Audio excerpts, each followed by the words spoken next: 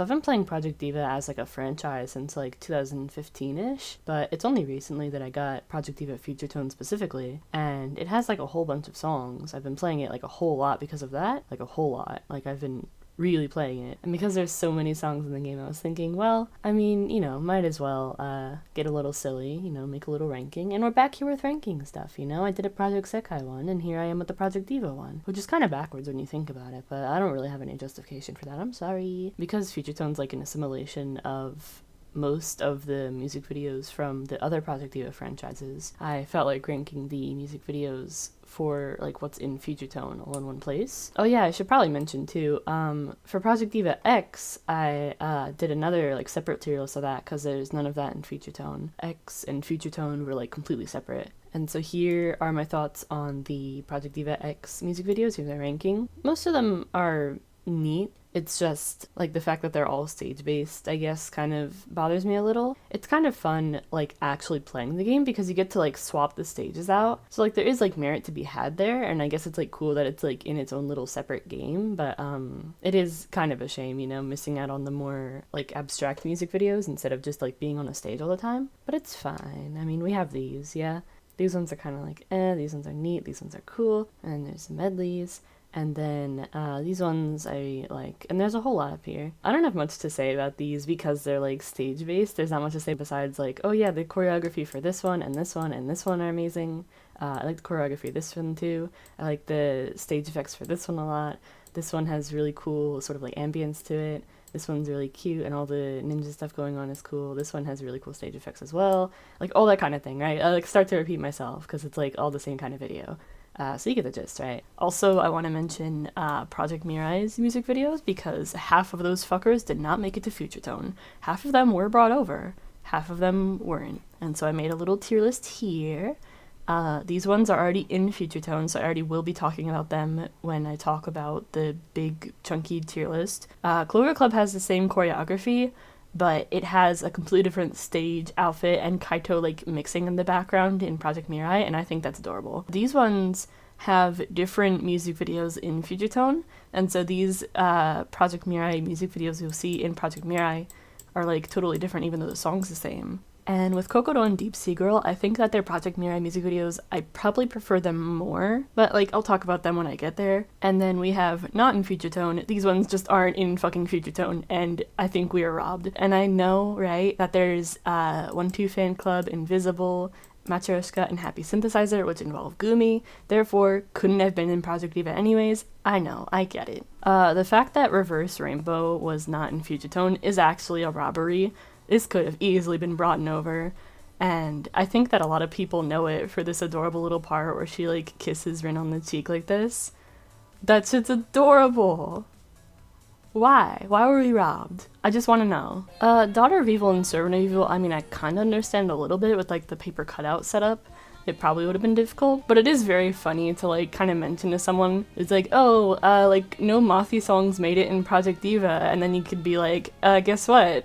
Daughter and Servant of Evil were actually in Project Mirai, and kind of like hit him with that fun fact. I like doing that. Because then of course that implies that like this whole guillotine scene is like in a Project Mirai game, and that's crazy. Hello How Are You probably has the same problem in terms of not being able to be brought over as Daughter and Servant of Evil, where it has a lot of like cutouts and stuff. And I'm relatively sure it didn't let you choose the model for this one, because she's like so embedded in the video and like it's just like a 2D cutout instead of like something that actually moves. She never moves because it's meant to be like a collage kind of looking setup, but it does look really pretty, you know, really cute. It's a very nice aesthetic. We were also robbed with Do Re Mi Fa Rondo. We were like actually robbed. Not only is it just very like adjacent to the original music video, but you have this like dog model that like doesn't even walk. Look at this. It's like just sliding along with her. Like those are some like fucking MMD physics where like you just rig the center to move left and right with her. Like I don't even care. I needed to see this. I needed to see this in Project Diva Future Tone. And also like look at this part. It has a little like cutout to the music video. Like look, it's Tama's art. It's so cute. And like it brings it all in at the end just like the original music video. And then finally, my bad attempt to be brief about the Project Diva music videos that weren't brought over to Future Tone. We have Glow, which is like just the best one. I'm pretty sure it's like Hello How Are You with the fact that you cannot change who or what outfit is in this music video, because she's like so like ingrained into the music video. Like they made it like around her instead of making it so that you could change it. I'm pretty sure.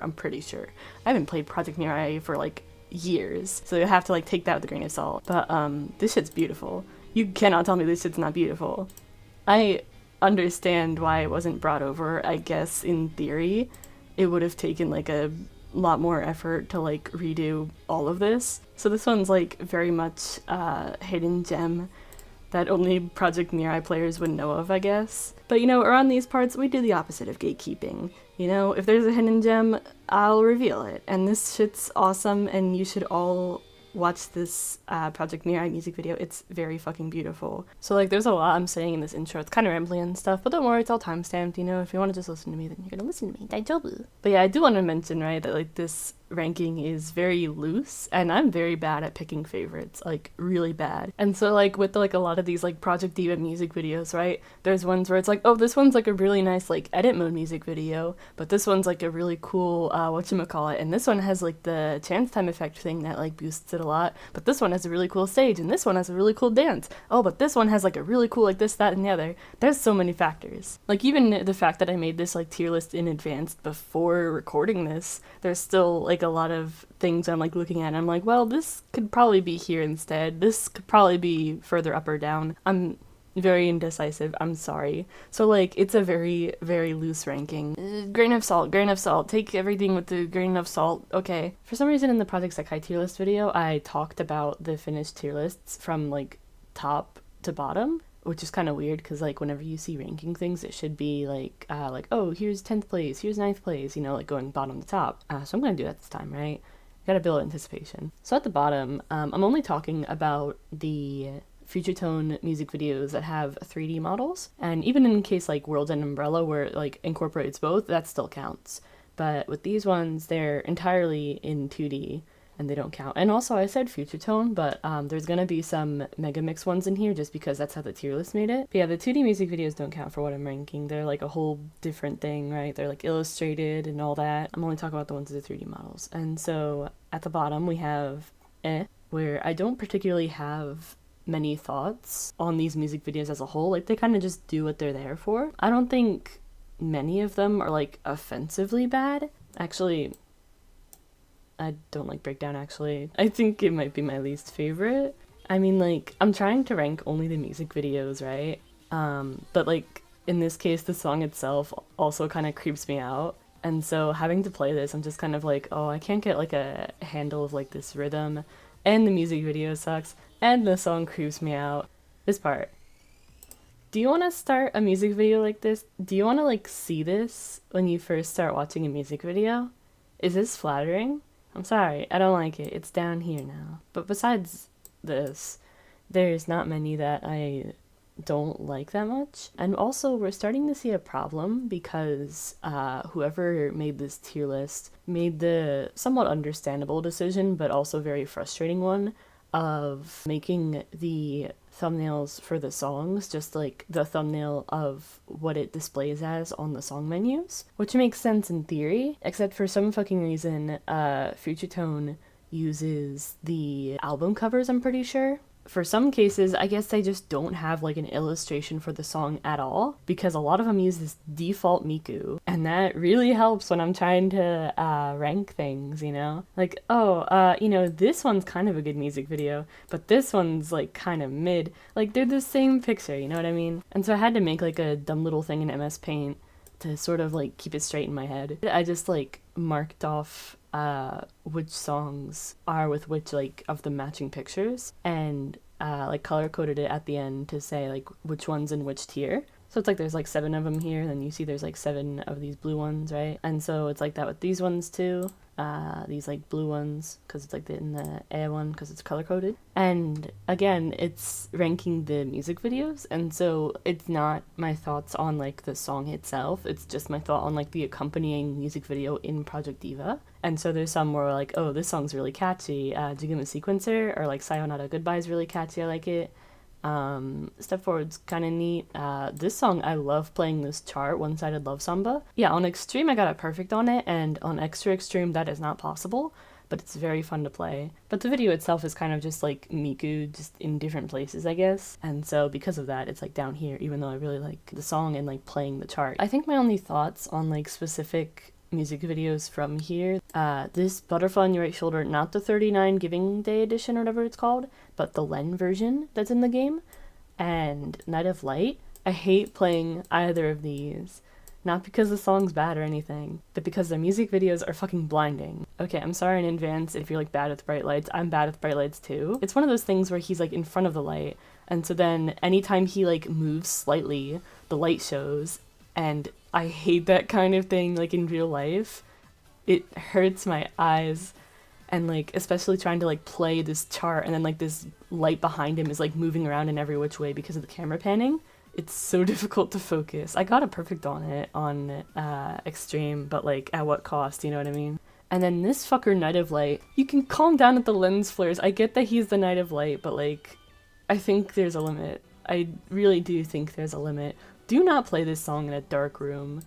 Never play this song in a dark room. But yeah, not much thoughts, I guess. There's like ones like this where like there's more going on. Or ones like this where it's like, oh, but that one was in F2nd, you know? But this is all like relative, I guess, so it's fine, probably, maybe. Alright, so finally, the next tier is Yes, You Are Dancing. It's sort of just the character dancing for the most part. There's some where like a little more is going on, like with this one, and I think this one. But for the most part, it's kind of just like, I don't have much thoughts on them, I guess. Like, they're kind of just like, you know, grooving, they're moving. And you know, there's ones with like kind of cool like aesthetics about them, like this one. I think I do have to give special mention to Power to Chlorobenzene just because it's like sort of infamous for being the one where it looks like he's dancing in his room at like 3 a.m. With Happiness and Peace of Mind Committee, I think it's neat because like the stage setup is pretty unique where it like kind of like elevates her and she gets to like walk around on the platforms like this, kind of, you know, strut around. It's also cool how 1/6 out of the gravity has her like in this like space shuttle thing, and then reveals that like, oh, she's actually up in space, and like you get to see kind of like the scenery of like space and the moon up there. And then up here is What Is Going On tier. I mean, the name sort of speaks for itself, where there's some sort of like narrative or at least something happening, but it's sort of silly or ridiculous or something of the sort. Not to like make fun of it, but more so just like a funny sort of like, haha, what's happening, right? Like a nervous laughter kind of thing, I guess. And not as like a, oh, I like genuinely don't understand what's going on, I can't follow what's going on. Well, for some of them, I guess it's like that. But then for other ones, it's more just like a lighthearted what is going on. Like with this one where Miku's kind of just like going about what I think is like time of like high school. And she's sort of just like making our way through. There's a bunch of like NPC people that are like drawn in instead of given models, because that's just how Project Diva works. But she's just kind of like skipping the whole time, and I think it's very whimsical and silly, you know? I love how her run cycle doesn't like match the speed that she's going sometimes too. Betty the Liar's a really funny Project Diva music video to watch because it's very edit PV, and I think I should probably explain for anyone that doesn't know. Future Tone, because it's a mishmash of a bunch of different Project Diva games. It has some music videos that are from like F or F2nd, where the creators like of the game make the music video, and they make like its own stage, its own like effects, its own motion. But then there's also these things called edit PVs in Project Diva, where you have like an edit mode, and it lets you make like a music video with like preset stages, preset character motions, preset this and that and the other. It lets you sort of like workshop with what you have. It's like this little editing software thing. I can put like footage of it on screen. I've messed around with it myself to see what it was like, and I've made a couple edit PVs of my own. But because it's difficult to work with, there will be things in edit PVs like they kind of like awkwardly change between the preset motions, or they'll sometimes like do the motion too fast or too slow, or the camera like won't match up to what's going on. So this is one of those cases with Betty the Liar's video here, where I'm pretty sure it's an edit PV. I think it's a pretty creative music video for what it had to work with. It's just kind of silly to look at things like the sped up dance sequence at the beginning, or like this part where they're like perfectly like matching and then Rin kind of like slides to the side like that. It's pretty fun. Updating my love list is cuter than I thought it'd be. It has like little cartoonish moments like this, and it goes pretty heavy on the like effects and colors and all these different like little things. It's really cute. Look at her. LOL is brought over from Project Mirai, and so they sort of just like take the Project Mirai video and just make the model like the Future Tone one, and then change things accordingly, like how the proportions would work out with like a Nendroid sort of character versus like a more human-like character. That means that sometimes when you're watching a Future Tone music video that was brought over from Project Mirai, it means that sometimes the characters do like really exaggerated motions like this, because with the big like chibi head, they'd have to like move a lot more to sort of make it clear what they're doing. And so then instead of just like a tiny little like, oh no, she has to like do this big wave, no, you know. It's really cute. I don't know. But yeah, I don't like LOL as a song like at all. It creeps me out. But this video is really like colorful and fun, so I mean, it's neat. Gigantic Girl is fun because Miku beats the shit out of a kaiju. Check this out, right? Look at her.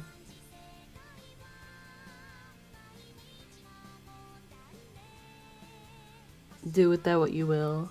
World is literally hers. Look at her. World is hers. And then for some reason at the end of it, she's besties with the kaiju that she defeated. I don't know why. Me and the bestie. This one's another one where Miku goes to high school, and I mean that's cool and all, but it's a like edit PV, right? As I said with the Betty the Liar one. Specifically, there's something I want to say about this one. I'm pretty sure that out of all the edit PVs that I've seen in Future Tone, this one is the only one that breaks a sort of unspoken rule, and it bothers me. Like the first time I saw it, I think I like exclaimed out loud. I was like, you can't do that. You have these sort of, like these like stages, these places you can like put them in. Like, oh, you can put them in like a city, you can put them on like an actual stage, you can put them on like the middle of the road. You know how like sitcoms have built like stages where you only see like the house from one angle, and you never see what like the, I don't know, like the right facing wall of the house looks like, because that's like in theory supposed to be like where the camera and like all the audience or whatever the hell is. And so instead of having like a full house, they'll just have like a portion of it, kind of like a dollhouse, I guess. And so for some reason, some of the stages are like that in Project Diva. And so if you move the camera to like show them from the other angle, you'll just get a void. And that's what happens here. Look at that. You're not supposed to show the camera there because the camera's supposed to be in this void area facing this way so that you can see Miku moving horizontally. And I'm pretty sure this is the only music video that was included in Future Tone that breaks this rule. I don't know how they let him get away with it. And then it turns up later too. Look at that. You can't show the void. That's fucking illegal. You can't do that. Like, the music video itself is pretty neat, you know? It, like, jumps around between these different things. It's just that void thing that bothers me. See, it happens here, too. You can see, like, the void. It's, like, instead of, like, the actual color of the sky, it's just a void because it's not supposed to be shown. You're not supposed to show it.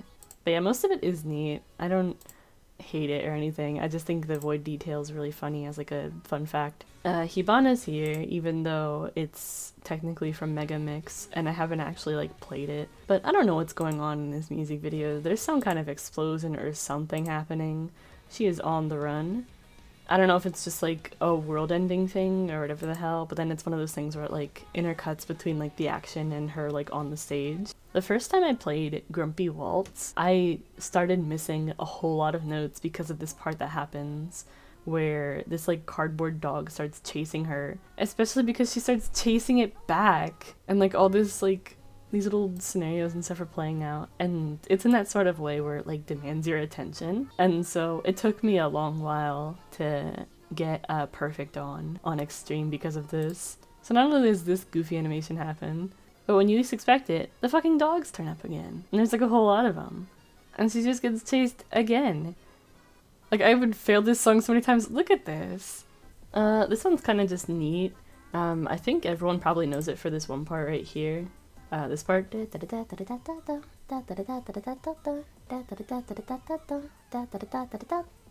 then she does it like again later on.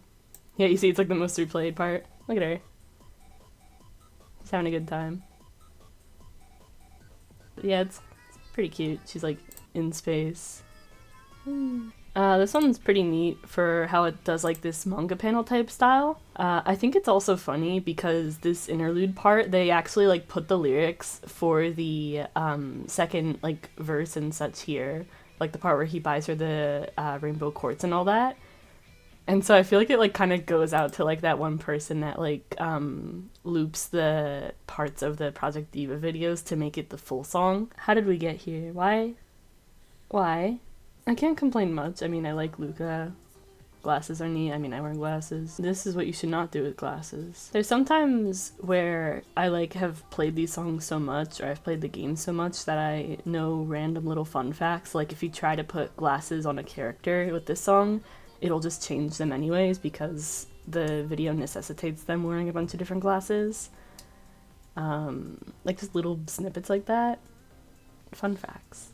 This one is neat, I guess. I don't like the dead parts, but I like the parts where she's kind of just like walking around here. I think I saw like a meme someone made of like this part where it's like someone like being overly dramatic and they're like, "Wow, I'm dead." Like the combination of playing this part and seeing her like dance around the instruments feels really neat. And I think this part where everything's like breaking at the end looks really neat. Like all the effects and everything. You get the chance time right. You can hear the crash noise. I don't know if you can hear the crash noise here. Crash? Yeah, crash sound, yeah. Fireflower is funny because of the like copy-paste background dancers, and also because of this one part right here which always messes me up when I play it. Look how long this shot is. Just sit here with this, right?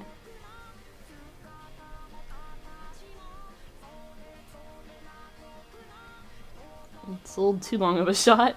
Like a fireflower bokuda. Oh fuck. There's like a few songs in this game that had like fan submitted storyboards, and then whichever storyboard seemed the most interesting, they actually like animated as a Project Diva music video. And this is one of those, and I think it's adorable as hell.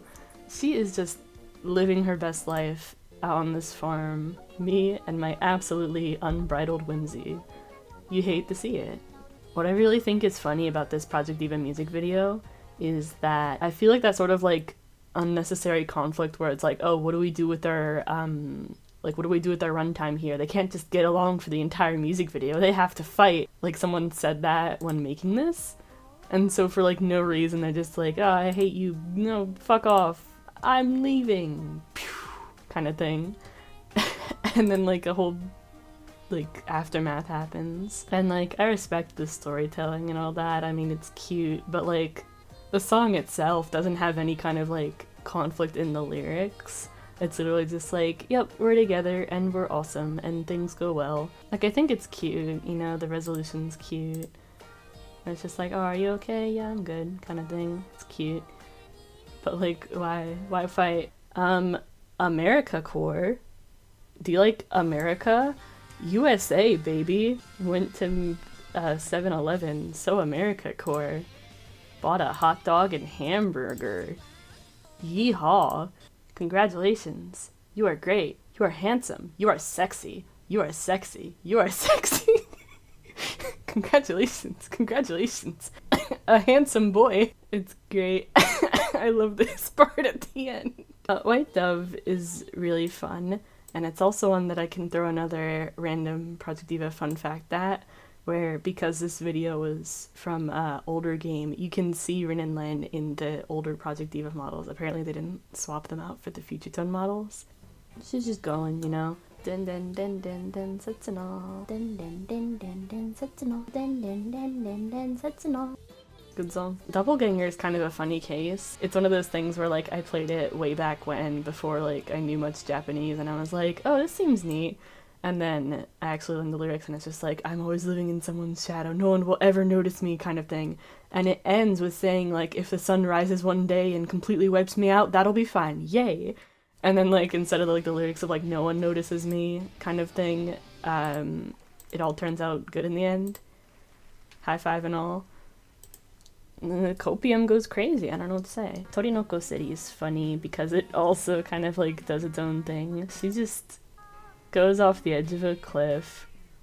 I don't know if she, like, intended to, or if she, like, didn't see it coming. Who would, like, start driving on a road that's not entirely done? Even though her car, like, crashes here, it's still, like, functional, but then for some reason she gets, like, out of it and starts, like, having a crisis according to the lyrics, and then gets back in her car and then meets herself, and then everything's daijoubu. I don't know, it's one of those videos you don't, like, think much about, but when you start, like, going through it, you're kind of like, yeah, what is going on? We got Kimi no Taion, it, like, incorporates the original music video. I think that's cool. It has these little, like, whatchamacallums dancing along. We got Stardust Utopia, which has, like, this cool little dance here, and utilizes my favorite Project Diva stage, this purple one with all the stars floating by. It's my favorite stage. And on top of that, like, the dance she does here is cool. Look at her go. We got From Y to Y, where Miku is sad because her lover goes to space and I think dies. I think it's implying that, like, the astronaut explodes or something, and then Miku's, like, sad about it, I think. It's pretty, like, neat in its execution. I really like this shot right here. This is, like, a really, like, beautiful shot of kind of just, like, a two-person bed, and Miku's the only one there. Not much to say about this one. It's kind of just, like, the effects are cool. And if I'm right, when you play it in Project Diva F second specifically, when you activate the chance time during this, like, part, it actually has, like, graphics that show up for, like, the notes that you're hitting, and I think that's really interesting. I forget if it varies across difficulties or not. I forget. I do like the quiet vibes of this song, even though song isn't, like, a factor in this. I think it, like, matches the vibes of the song well. It's also funny because I think this is one of, if not the only, Project Diva music video that has a dog model. Like, there's the cat model in Cat Food, and, like, probably something in Envy Catwalk that I'm also missing. But I think this is the only one where we see, like, a dog. And I don't know what the fuck's up with one of its eyes. I really like how, I guess, just, like, the rain and the umbrella is, like, paired with everything, and how it transitions, like, to and from the field of flowers. Like, look at that. That's beautiful. Oh, this one's really neat. It's a bit of a jump scare, though, because it starts with, like, this, like, real painting, I think. And so seeing, like, an actual human face in a Project Diva video is like, whoa, like, how'd you get here, kind of thing. And then Luca shows up soon after, and you're like, oh, okay. I think I just really like this, like, stage, too. They use it in, the two of us we saw just now. They use it in this, they use it in voice. I really like this stage. But this, like, gallery stage, I think we only see it in this video. I don't think it's used in anything else. Irahuta, I mean, it's neat, you know, she's kind of just jamming. Maybe I should have put this in Yes You Are Dancing. She doesn't do much besides dance. This one's pretty neat with, like, its direction and all that, with, like, the sort of transition between walking around seeing the characters doing their own stuff, dancing. But yeah, in cases where, like, it's different from the Project Mirai video, the Project Mirai video is just gonna get, like, left to the wayside, I'm sorry. In Project Mirai, she's on a train. This one has a lot more going on, I guess. I don't know. Something about the atmosphere of this one gets me. I like it. The kind of minimal but nice use of effects right here with, like, the watercolors sort of thing with the title. I like this dance move she does later on, where she does, like, this sort of flowing motion with her arms. Where is it? This part. Look at this. I like that move. Black Rock shooter moment, let's go. I don't know why they didn't give her a Black Rock shooter model. I actually, like, sort of gaslit myself, where, like, for a while I was like, oh, I don't know why Future Tone didn't bring it over. Did they just, like, forget about it? Because F2 had a Black Rock shooter model. It did not have a Black Rock shooter model. There just never was one. There's, like, a lot going on, like, artistically here. They got, like, these different shots going on. They got the whole stage performance thing. But, like, the sort of, like, what is it, the like overlay effects that they keep putting on it, and like the like cutting to still shots. It's really cool. And this part right here, this part's great. Look at this. And check this out. Whoa! Like, you don't see that sort of like camera work and stage thing go on that often, especially not to this like degree where like the background seems like kind of blurred compared to her, and she's like a lot more like distinct and sharp compared to it. Like, this music video has like really different vibes than what you're like used to seeing from like Project Diva music videos, where like even when other ones like experiment with it, they don't exactly mess with the background that much. Was that Black Rock Shooter? They put him in a church. I do really like the light thing that they do though, with like the little orb of light. I think it's great. I love when things glow in the dark, okay? That's like my one weakness. If you know me, you'll know that if I see any sort of like artwork or like music video or anything with like a glowing thing in the dark, I'm like, fuck yeah, that's my jam. It's just so pretty. I like night lights, I like lava lamps, like just like candles, anything that glows in the dark. Look at how Len looks when he's walking right here. Look at this. The way he moves throughout like the entire rest of the music video too is like very, I don't know what to say, like Disney Channel child star type of dancing. And he's like making himself like as wide as possible and like doing all these like motions with his arms, where like Miku, Rin, and Luca are more like reserved about it, and then keeps like flailing himself around more. Like, look at X-rays being. Let's take ibuprofen together. I love this computer setup that they have when they cut back to like Miku on her computer. Way too many monitors.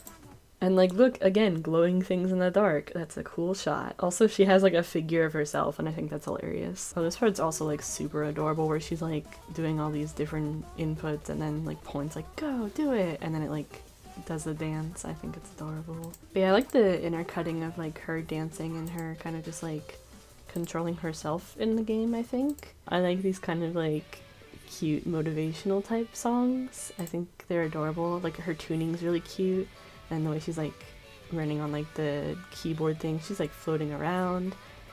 This is always one where like I'd be playing it, but I'd be like trying to watch the video in the background the entire time, which you're not supposed to do. But like, look at how much fun she has flying around here.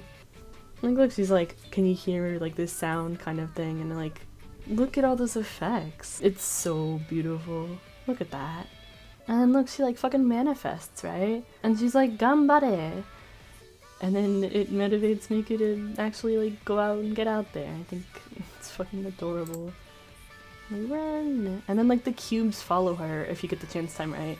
It's fucking cute, man. What do you want me to say? It's adorable. This one's pretty neat. I really like the atmosphere of it. The sort of like way it doesn't feel too rushed to cut between some shots, where it like actually like lets the shots linger. Nice use of effects. It's sort of like before and after kind of thing going on.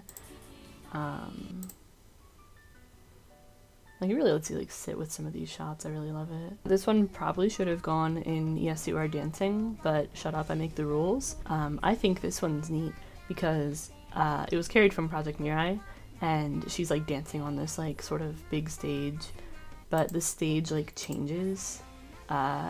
Like after the first chorus, she like moves on sort of to the next door. I don't know how to describe it, but it's cute.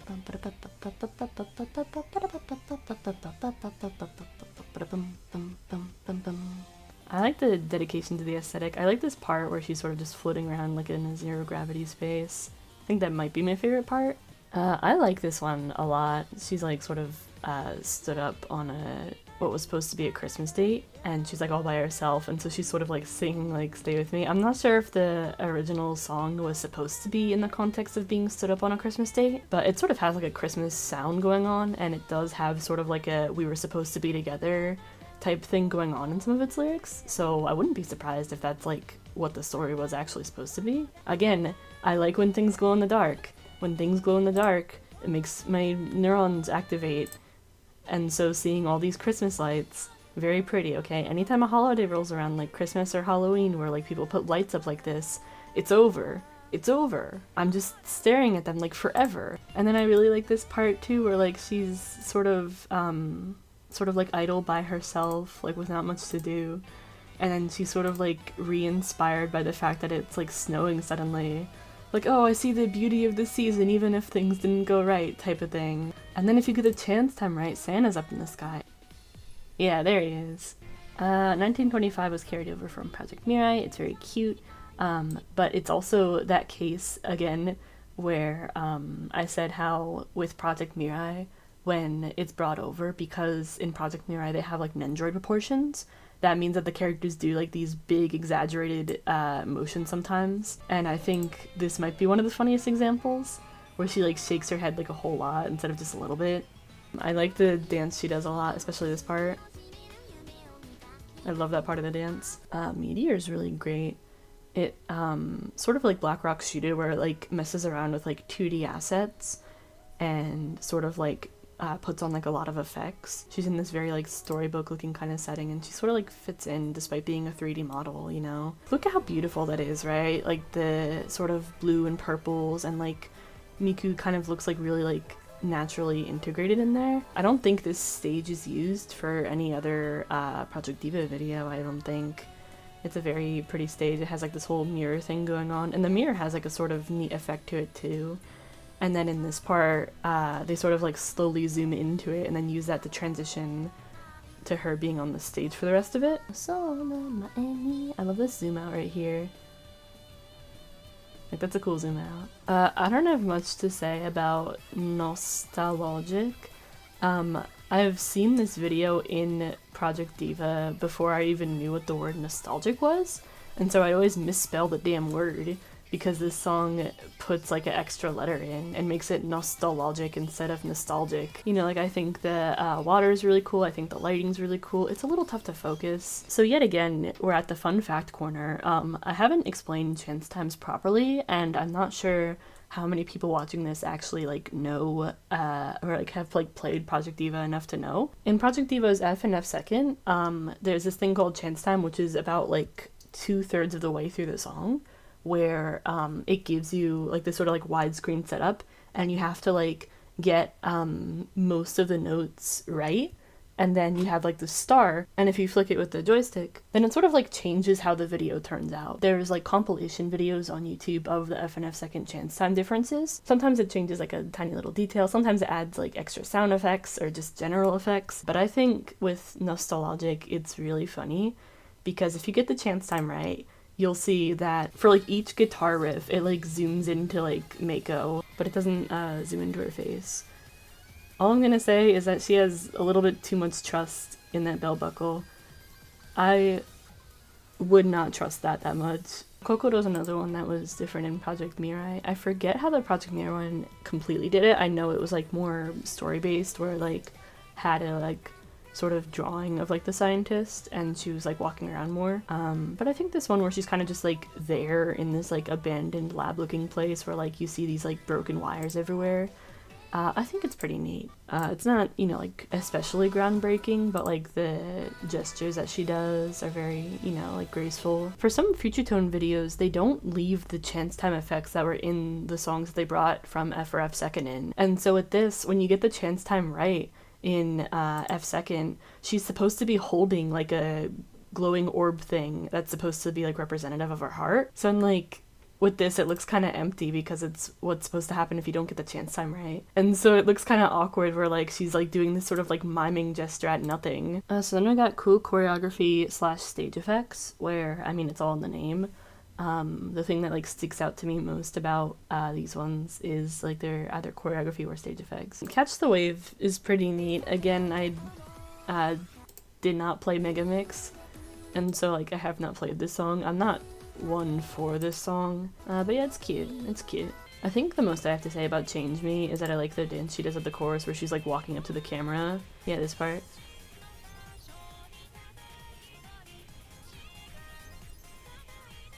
The classic. The classic.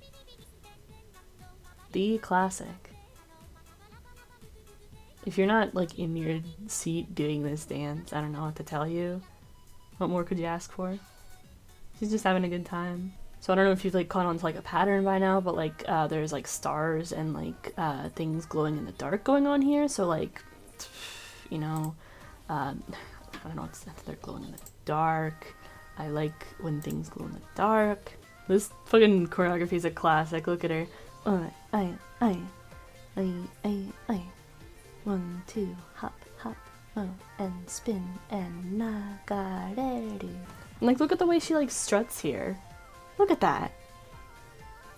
Oh, to hikari no sawa wa owaru koto no nai step and clap pa pa. We got Butterfly on Your Right Shoulder, but the 39 Giving Day edition.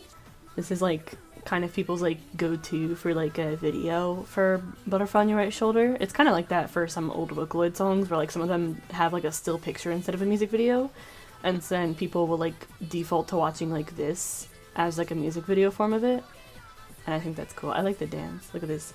Bum, bum, ba. I love this part. I, boom. Spin, spin, spin. Alright, this one's just adorable. It was brought from Project Mirai. So like the dance is like sort of big and exaggerated, and I think that's cute because they're cheerleaders, and so like the really exaggerated motions kind of fit well. I also think it's funny that it says Go Team Smile in the background. I think if you were up against Team Smile, you wouldn't be able to beat them in good faith, you know what I mean?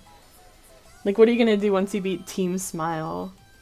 You just make everybody frown. I don't like this song that much, but this video is like really cool. This stage, this pink void place is like so fucking cool. It's just pink everywhere.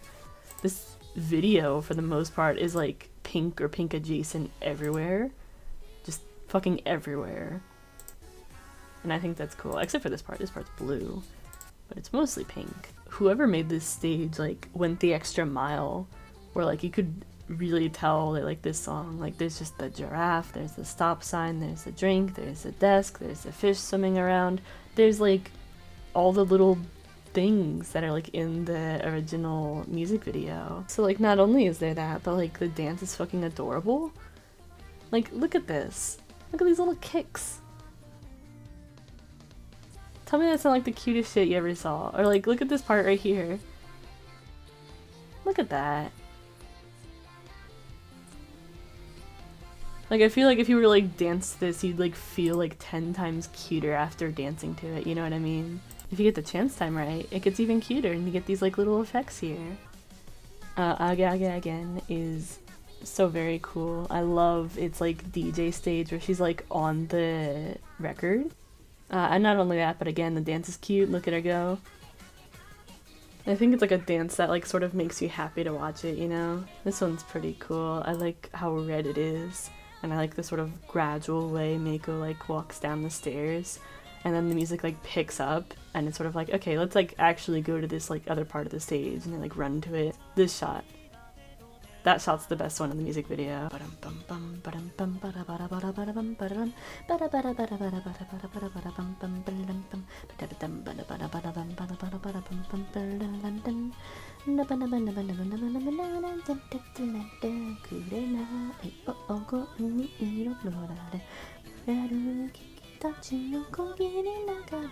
It's a bit sad though, because it's one of those cases where Future Tone doesn't bring the chance time effect over, like the success one. But what always like stuck out to me when I played it was if you get the chance time right here, these like leaves whoosh up, and that's so fucking cool. That shit's awesome, like the like whooshing sound effect as they're like holding the note. They didn't bring it over though. Like listen, why would you not bring it? Why would you not bring it to Future Tone? Why would you just pan out like that? Where's my fucking leaves? Where are they? The stage effects are like showing the lyrics as she's singing them, and I think that's really fucking cool. And like, look at her go. I love this like motion capture. It's so good. It's great. I love this one. I also really love the model. It might be one of my favorite Luca models. And like that shouldn't be relevant, but like I love this outfit so much. This music video is pretty cool. They get a little silly with it. I don't know why it seems like they're kind of stuck in place though, in this part. It's a little silly looking, especially in right here. But I love this shot right here. I love when things glow in the dark, if you haven't noticed. And I also love when characters are in dark places and then something's like sort of, what's it called? Like the thing behind them is like super bright, and so then they sort of look like a silhouette with like the light behind them sort of like around them, you know? Why are their centers weird? Yeah, no, the more I fucking look at it, the more their, like, centers are weird. In MMD, I know it was, like, that kind of thing where I think it was called, like, the center. I haven't used MMD in forever. These sort of, like, parts where they're moving around here, where it looks like they're oddly stuck in place. I don't know if that's, like, a center problem or if it's called something else. Yeah, this part looks goofy. These stages themselves are pulled from different songs, I think. This one is To the End of Infinity, or Solitude's End. I think it was used for both. The stage here, I'm pretty sure, is probably the MMORPG stage, maybe, with all the TVs. And then this one I know is the train station stage that they use in songs like When the First Love Ends or Black Gold. And then this Inside the Train stage is one where they use in songs like, what's it called? Though My Song Has No Form. And so I think the way they sort of rework these stages to be used in here, to have like all these monitors in them, is pretty cool. This part's cool, with like the different poses. But yeah, overall it's pretty cool. I think the center thing is just really like bothering me a lot, but besides that, it's a pretty neat music video. This one's a classic. The combination of like them giving like this intense performance and Miku giving like this impassioned speech is so fucking cool. Especially when she starts like slamming down and like doing these like dramatic gestures like this, like, do you know what I'm saying kind of thing. Like, do you understand me? Oh, I love the shot too. That shot where like Kaito's like spinning. That shot's awesome. Alright, this part's the best. Where like finally she like climbs up onto the damn podium and then you get the chance time right and then it's like and then you start like spinning around and she's just up on the podium for the rest of it. Like she's that passionate about what she's saying. It's great. Look at her. Get off the damn podium, Miku. I'm not even one for like this song much, but like this, like the stage effects and the dance makes me love it so much. It looks like she's like in control of everything and it's the coolest shit ever. And then look at this part, she makes little music notes. How cool is that? What I'd give to like do this as I dance in person. That'd be so cool. Imagine drawing a line like that, like in space like that.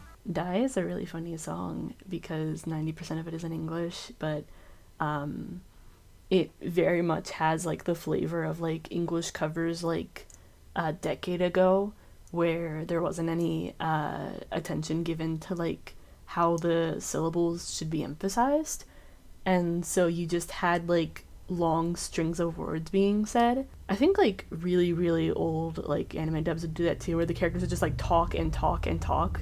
Like they'd be like, I can't believe you did that, I can't believe you did that, why would you do that, like really long strings like that. And then like that's how like this is, where it's kind of just like long strings of phrases, which is a shame because like the music video is like very beautiful.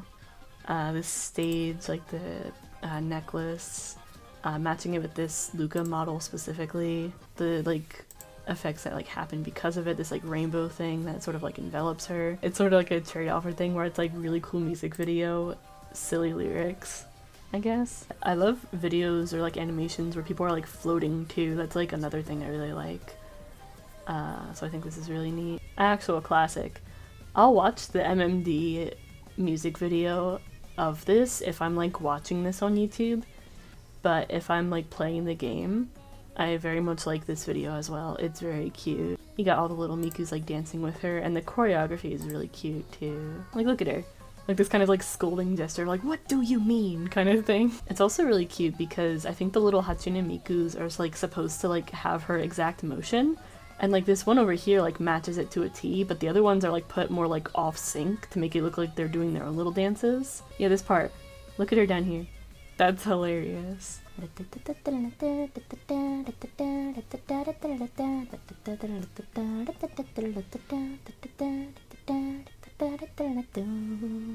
Freely Tomorrow's another classic. Gives like the big stage, and she gets to like walk around like this ginormous stage for like most of the song, and I think that's really great. I really like tracking shots and like the way she sort of like pauses every now and again kind of like a sea of like pink pen lights. I love like seeing like crowds of pen lights too. That's always like a really cool thing to see, because guess what, they're glowing in the dark and I really like looking at that. Have you noticed a pattern? Have you noticed a pattern? Have you noticed the pattern? And then of course this part, I love that people like turn this into a meme where it's like me going downstairs at 2 a.m. I think it's really great. I love the like little walk she does there. This one's really fun. It gives me sort of like Guitar Hero vibes, like the sort of setup of everything. And then I also think it's really funny that like she's sort of like singing this to like the prisoners who are like already in jail. She's like, we're watching your every move, and they're like, fuck yeah, Miku!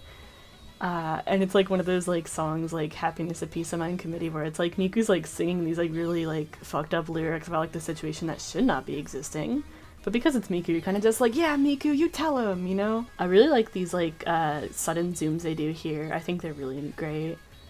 They stick out to me a lot. And then of course, asa kara ban made omae wo miru, asa kara ban made omae wo miru, asa. Colorful Melody, another classic. The dance.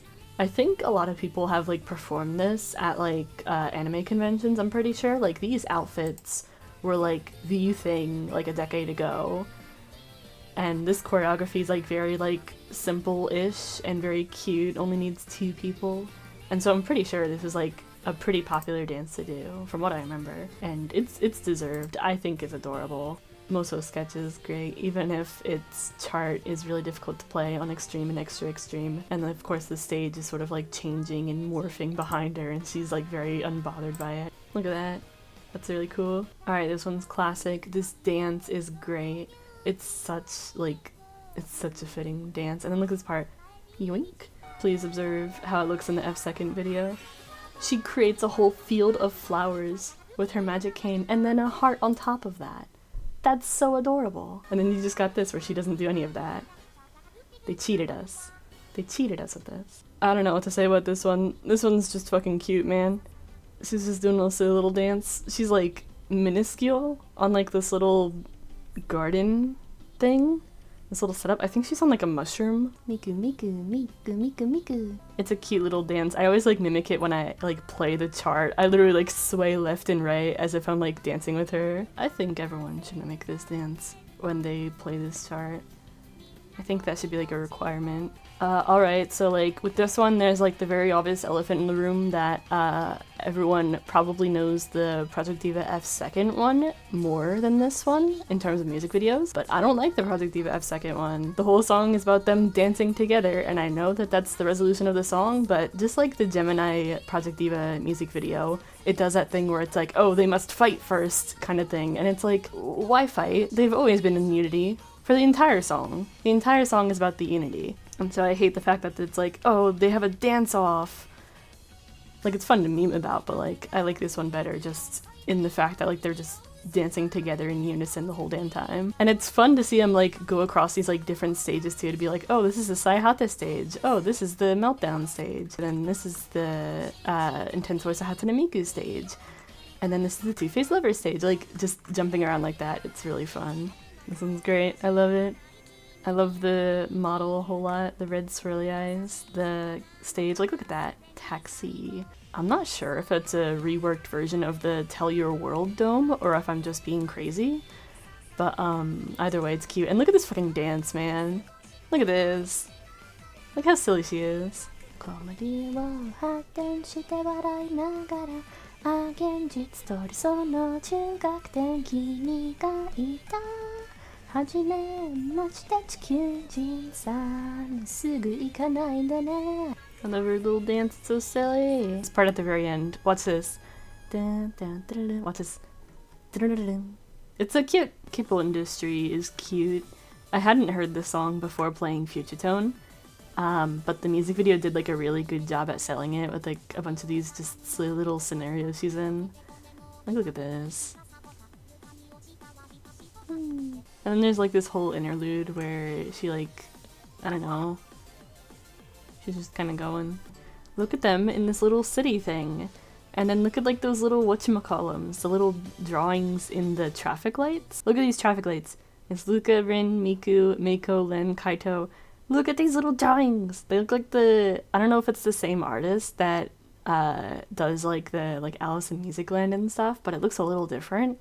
But the style looks like adjacent to it, and so it reminds me of that, and so it's very fucking cute. It's a cute little duet dance.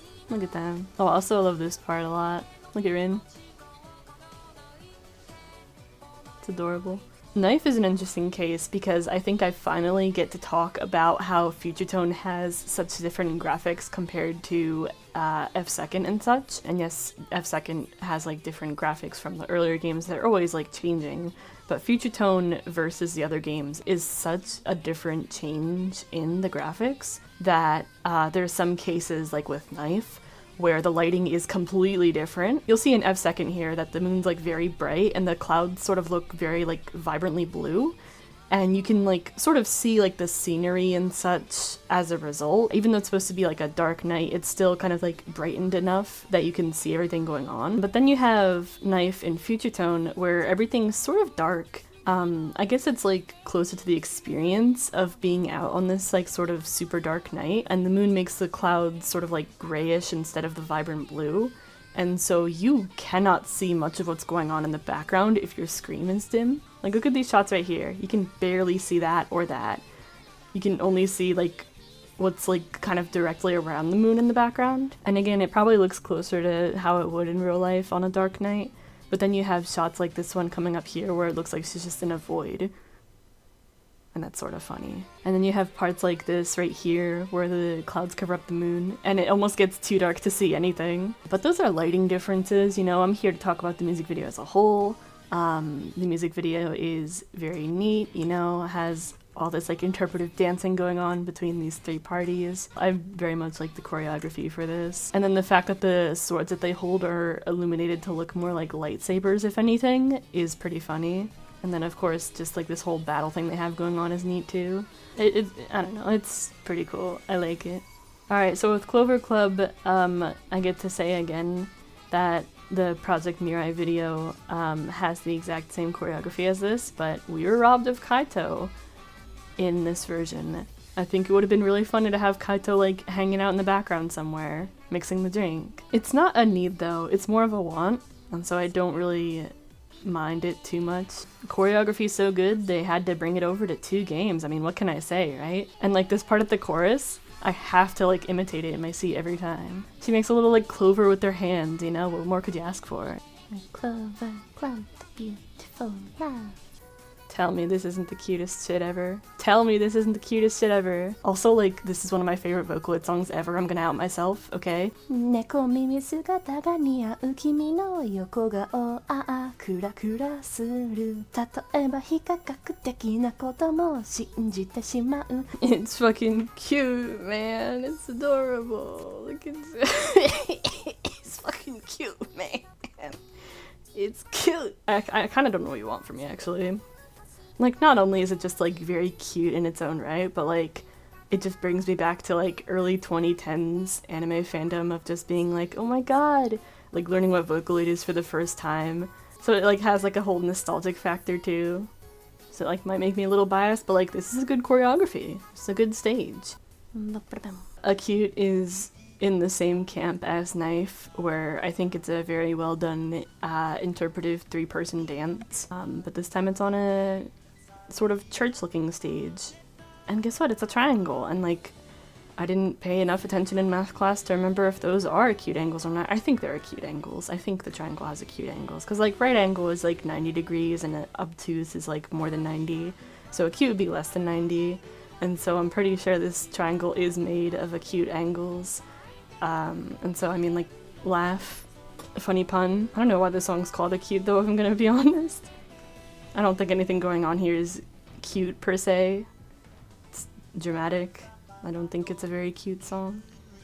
You know, we just watched a cute song, but this isn't a cute song. Okay, I'm sorry for the pun. Look at Kaito. Look at him go. And they do this like patty cake thing with their hands here. I think it's really cool. You know, I loved playing the patty cake minigame on F2nd. It was really fun. I was really good at it. I don't think Miku's that good at it. Like, I don't think she did it well. But me? I was good at it. Anyways, the stage turns red, and it's, like, really cool and all that. And then Kaito does this dramatic pose, and I love it. Look at that shit. He's hilarious. We love Summer Idol in this house. Oster Project delivers again. And this choreography is probably one of my favorite in any Project Diva song. I'm not even gonna lie. This is an amazingly fitting choreography for this song. It's so fucking energetic. And they do all these little like gesturing of like what they're doing, like the driving right here. Like, look at this! Look at them fucking go! Look at this. Tell me this dance doesn't make you want to like mimic it as well. Like, look here, again, they're like acting it out, like when you think about it, when we look for lovers, one of us will get left behind and probably won't be able to recover. Like, you can tell that's what they're like miming with it. It's so cute. And then look at this. Whee! I mean, you can't talk about iconic choreographies without talking about Luka Luka Night Fever though. This is like the dance. This took over like Nico Nico Doga and just early Vocaloid fandom in like the 2010s-ish era. Just as a whole, man. This dance was everywhere. Everyone's seen the Flash Mob video, I hope, right? I'm doing the dance in my seat right now.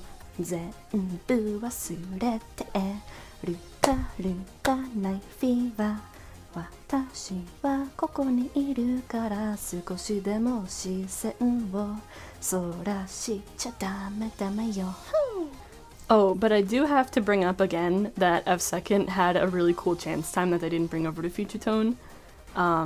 Where it's just a giant taco mecha Luca that pops up from behind her and like her eyes beam. And like that's like super ridiculous and fun, and I think we were a little cheated. And like I get it that the F2nd chance times that weren't brought over into Future Tone were the songs that weren't in F2nd originally. They came from earlier games and then were brought into F2nd, given a chance time, and then brought into Future Tone. But I mean, you can like toggle in and out of the chance time effects in Future Tone anyways, for any song that does have them, so like they could have just brought it over. I want this giant taco Luca, damn it. Shake it. I love Shake It. I love how Rin and Len do like somewhat different dances than Miku every now and again. Sometimes they match her, sometimes they don't, like this. Look at them.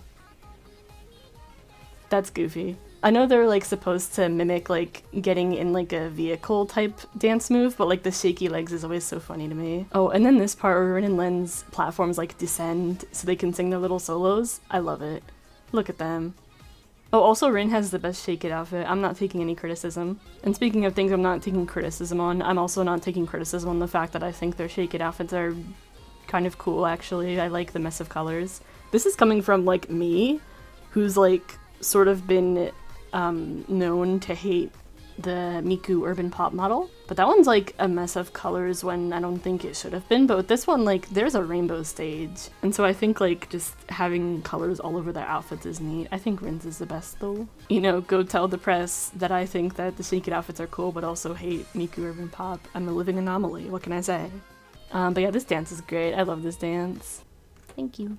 So then finally we move up a tier into So Cool, which doesn't have as distinct a name as Yes You Are Dancing, What Is Going On, or Cool Choreo / Stage Effects, but with some of them I have like specific things to say about their groupings, and then with others I'm just kind of like, yeah, this is up a tier. I mean, I guess it's like a step up from just having like F, D, C, B, A, and S as tiers to like actually put some little blurb there instead, but I mean, I don't know, sorry for being nondescript. This one's cool. It's like the only other Honeyworks song in here besides Suki Kirai, and I like this song a lot. It's very cute. It's about like a sibling dynamic, basically. It's part of a series, like an actual song series, so like these are actual like characters within the series. They have names, but just for the sake of simplicity, right? It's about an older brother's like sort of sibling dynamic with his younger sister, and sort of like reflecting on like, oh, like, you know, you never stopped like crying about the tiniest shit over the years kind of thing. And then like it sort of goes into this thing where it's like, oh, you like broke my favorite robot toy and I got annoyed at you for a while kind of thing. Just a bunch of little like little story things, I guess. I don't know what to call them, but it's very wholesome, and the stage is very like fittingly cute, I think. You can sort of tell that it was like more made for Project Mirai, I think, just by looking at the stage, because like that hoodie's way too big and everything's like way too big. It's sort of like, I think, more meant for like a chibi model, but I think it's neat regardless. I like this part of the dance the most, I think. Tricolor Airline is sort of an interesting case because I used to be a hater. Whenever I play this on Project Mirai back in like 2015, I did not like this song. I was like, oh, it's slow and boring, I don't like it. But now I'm enlightened. I like how like kind of peppy the dance is for how relaxed the song is. It's nice. Look at this. And the way the three of them are kind of just doing the same dance, but then sometimes they change it up a little bit. Like this part right here, they sort of like take turns. Wow. Wow. Boom. Boom.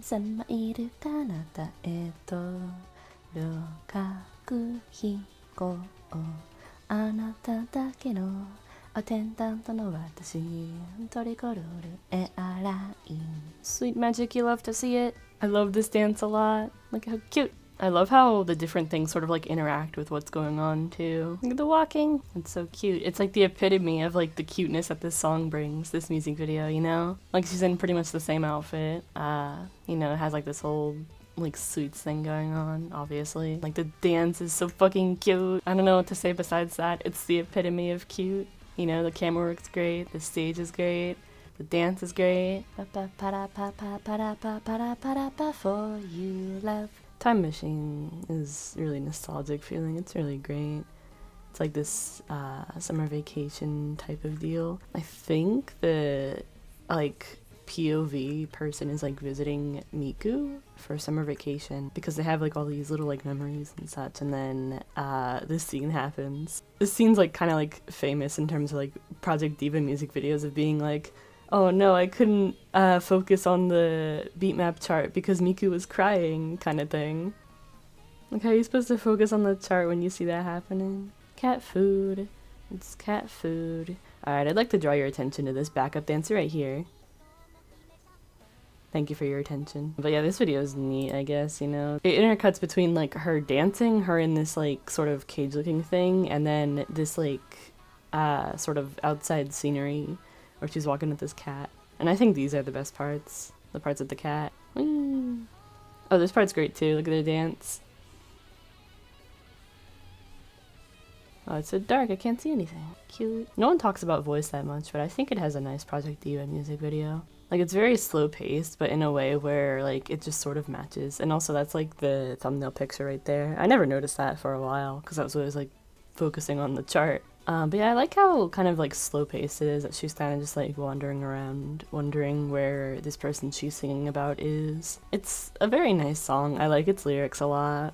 And then it has this, like, really long instrumental break right here. And it's pretty neat, like, video-wise, but it'd be kind of distracting because so many things are going on at the video, and then, like, trying to play the chart on top of that is difficult. Look at this part. It's cool. Check this out. Wait. And then she goes into this area, and she finds a flower, and it's like, aw. I haven't heard this song before playing it in the game, but its, like, video kind of sold me. This, like, music video going on here, because I like when characters are like floating around. This shot's really cool. This like tracking shot with this hallway. I love tracking shots, they're great.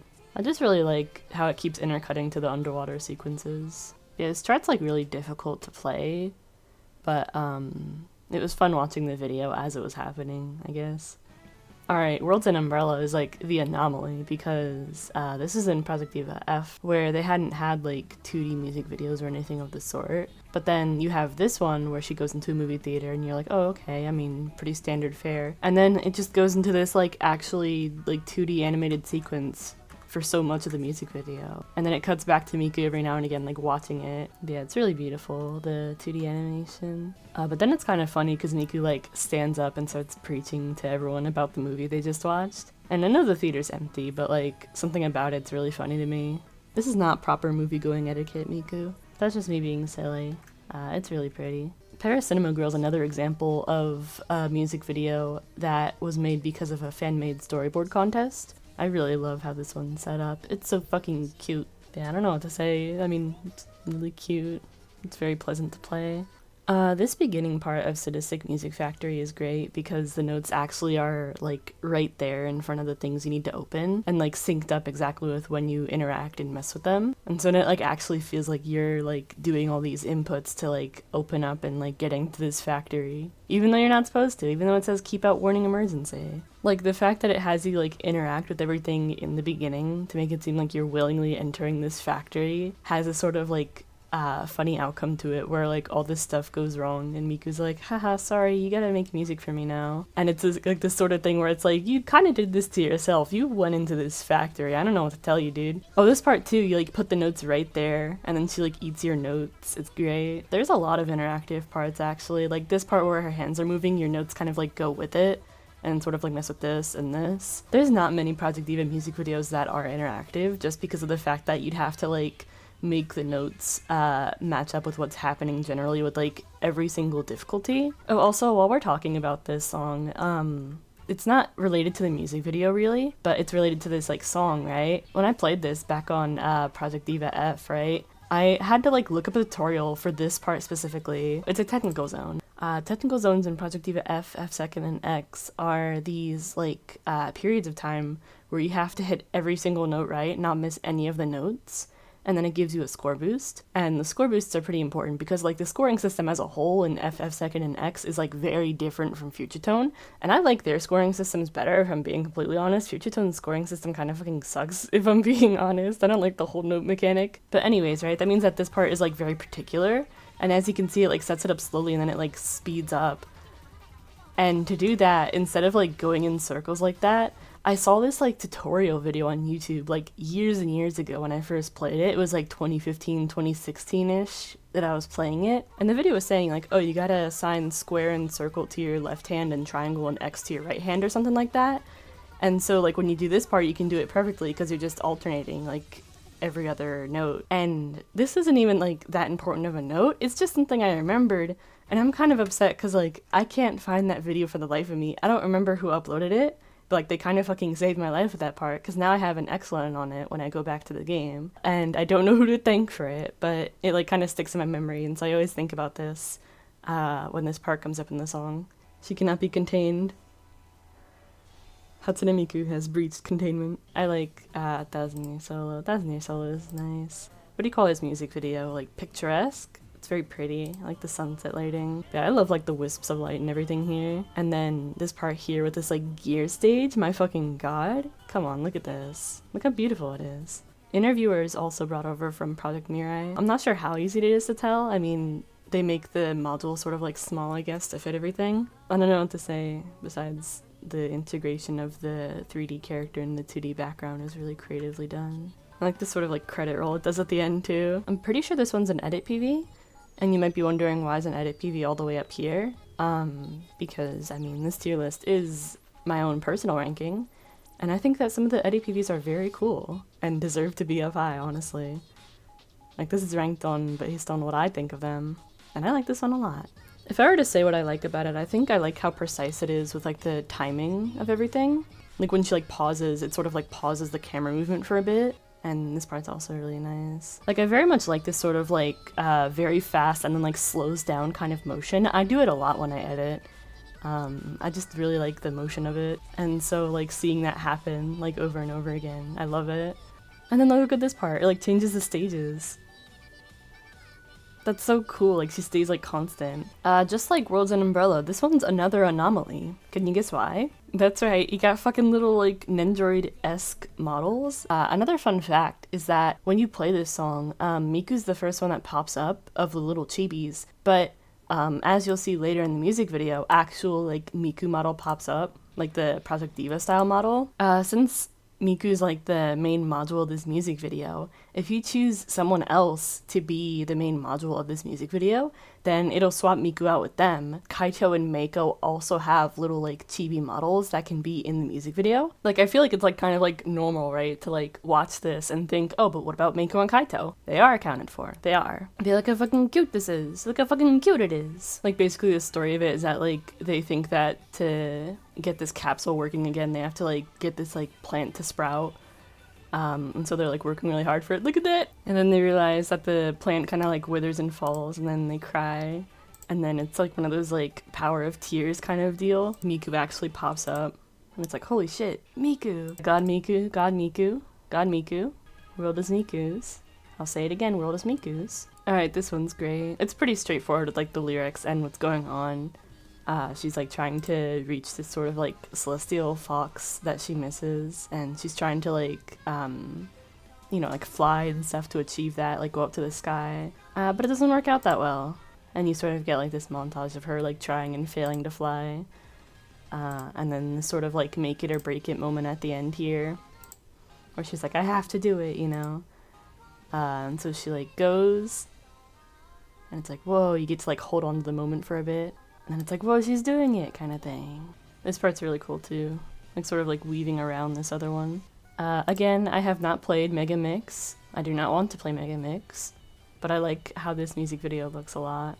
I like the silly little dances. In a lot of Italian music videos, these little guys pop up during the chorus to do something, right? Whether it's like clapping or going like do do do do do do, like whoa kind of thing. They're always there to do something. And not only are they carried over, but they also carried over this little, what do you call it, quirk, I guess? Where not only do they like do the little action, like clapping or like do do do do or like whoa, but there's always one that like leaves the screen too late. Like they pop up and then they leave at the same time, but then there's always one that like leaves a little late, and so then they get like these little like sweat drops of like, oh oops, bye. And I think it's really cute that they carried it over. I always love this little like touch in Italian music videos. I love it. She's so crazy we can't take her anywhere. I like tracking shots a lot. Tracking shots are cool, especially all like the angles they do. I'm not sure if this is like somewhat related to Freely Tomorrow's stage or if it just happens to look like it, but either way, it's really cool. I like how all the lyrics pop up too.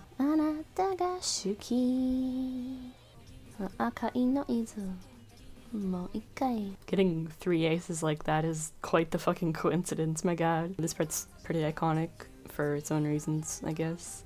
I'm not gonna talk about it much. This dance is cool though. But yeah, it's like one of those cases where the motion capture is really well done, and so then obviously in turn it makes Luca look like she's very like sure of herself, sort of like moving around this stage. And then of course this part, boom. Monochrome blue sky is great. It has such a aesthetic about it, I guess. It has some like effects and such on it, but it doesn't integrate 2D into it that much, so it sort of like sits in this area all on its own, I guess. I don't know how to describe it. You'll just have to like understand what I'm talking about in this part up here.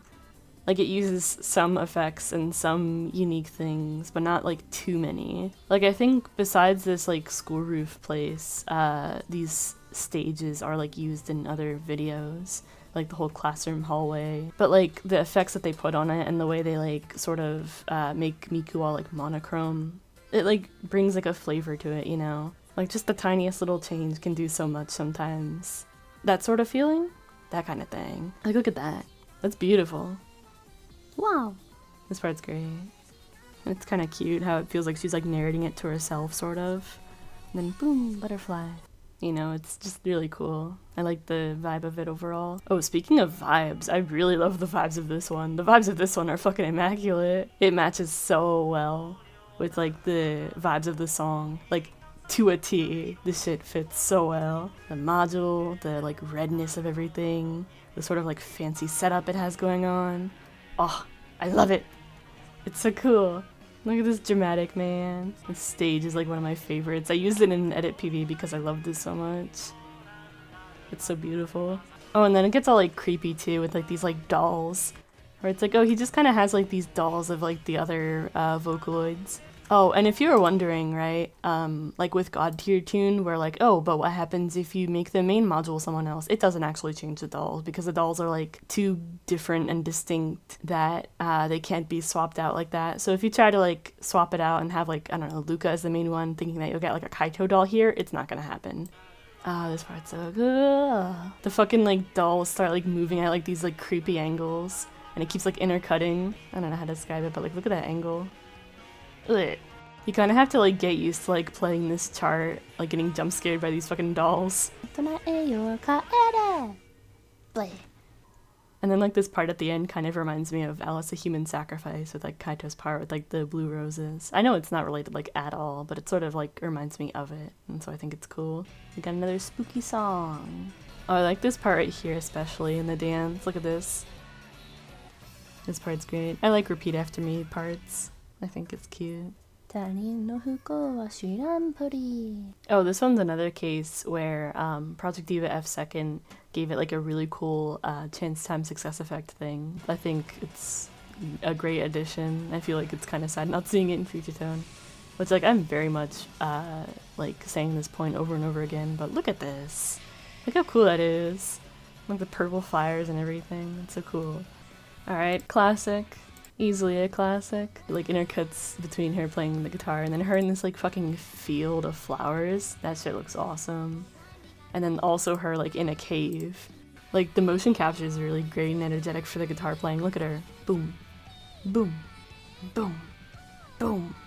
So cool. I love how dramatic the gestures are here. Look at her. Look at this. And like that angle too, it's great. I love how dramatic it is. Look at how dramatic this gesturing is. I love it. Oh, I'm saying it a third time. I love the dramatic gesturing. Look at this shit. Look at that. It's such good motion capture.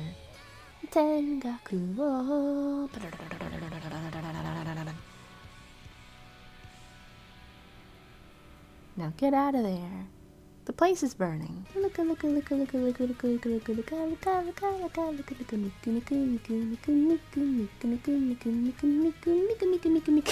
love the dramatic ones, okay? I'm sorry. The preteen within me goes, oh, so cool. Oh boy, do. Oh boy, do yo.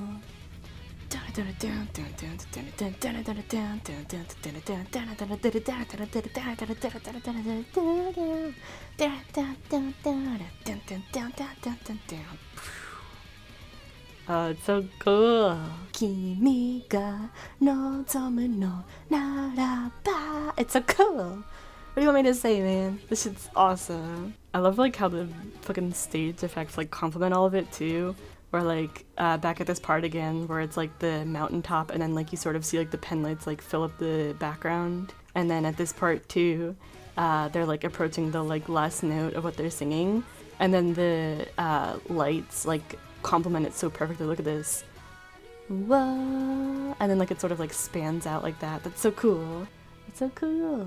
I like the Project Mirai version of this somewhat more, but they are like just very similar in like I guess the setup.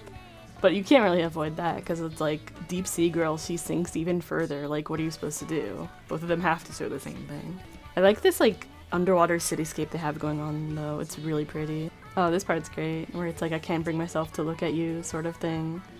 And so she sort of like looks away and then like falls back down in the water again. Whee!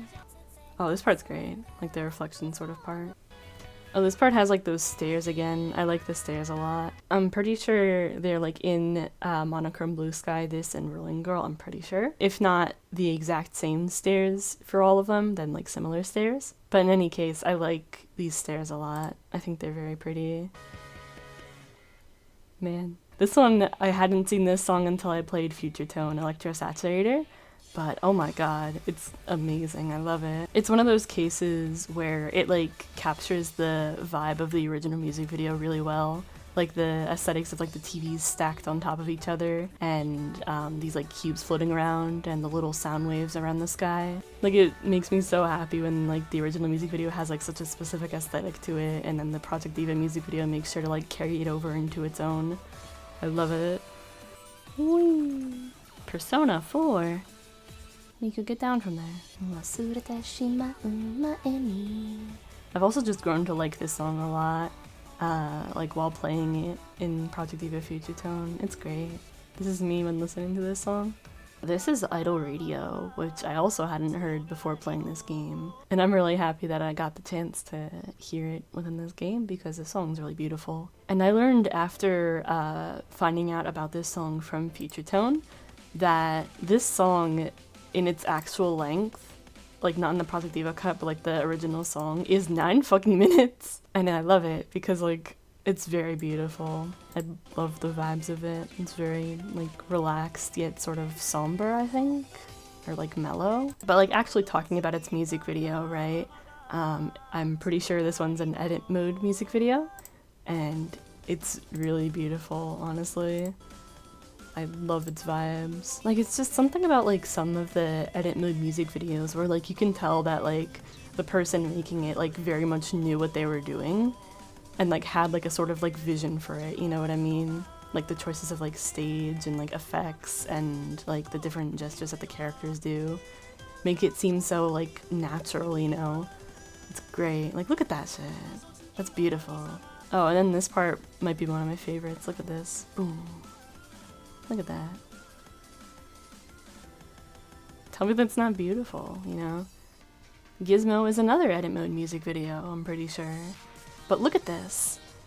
Look at that part right there with like the widescreen setup. That's really interesting, that part, because in edit mode in Project Diva, you get 3 modules to work with maximum. And so this person utilizes that here by having 3 Mikus. You can't like duplicate one model that you have and then also have like 2 different ones. That's not possible. So basically like you can't have, say like Miku in this outfit. You can't like copy paste that and then also have like, I don't know, Rin or Luca or something. You can't do that. And so all of these are just like 3 different models, like 1, 2, 3, and then they like slide the camera around and like position the character so that like they spawn back in and out. And like basically there's a lot of work that goes into like these little sequences of the widescreen, and I think it's like really fun to notice. Like with this part here too, like you can't just have like one Miku model and then like do some kind of zoom in effect. It's like model 1 and model 2 they have, like model 1, model 2. And then like this one's just like super close to the camera, and then they have like a solid color as a background so you don't notice that it's just 2 separate Mikus to like gain this sort of effect. And it's so fucking cool, you know what I mean? And so then throughout the music video they use these like multiple Mikus to like create these different effects. It's great.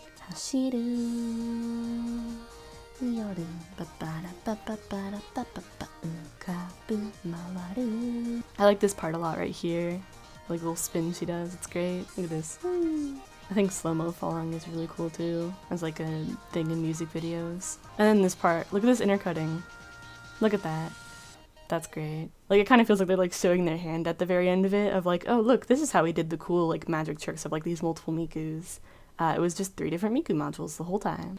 And then the way they also do this kind of thing where like she's doing this dance and then the different Miku modules sort of like lock into these like different poses, like as she's like doing this one motion, where like if you pause it looks kind of scary, but in motion it looks really cool. It's very creative. I love this edit mode music video. Pianoforte Scandal's great. I love the setup of her like doing this like jewelry heist. She's a criminal. We love to see it. This choreography is great. And speaking of choreography, another fun fact for you is that this part right here, this lyric, actually varies. If you have any of the girl characters, they'll do this sort of gesture that like matches with the lyric, like the words that were whispered, like shh, and then point to the sky kind of thing. But then if you choose Len or Kaito, they do this big kick instead. And I think that's really silly. It's such a like cartoonishly big kick. So you can kind of understand, right, why the girl characters have a different motion. But I mean, I do appreciate it, you know? Big silly kick.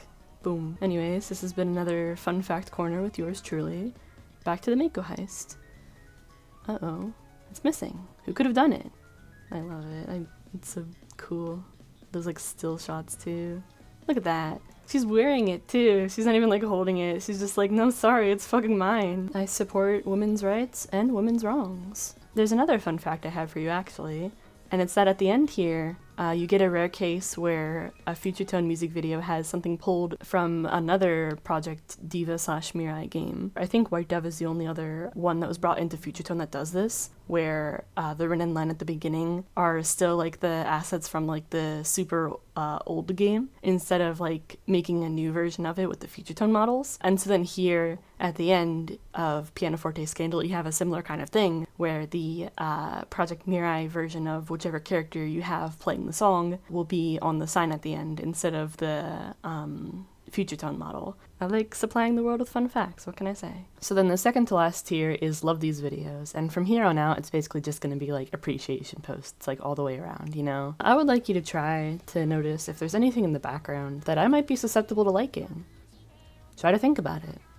Look at all those things glowing in the dark. There's like a million of them, and then they stop for a bit, but then they also have like water reflections going on like on the surface she's standing. And I like water reflections too. Water is a really pretty thing.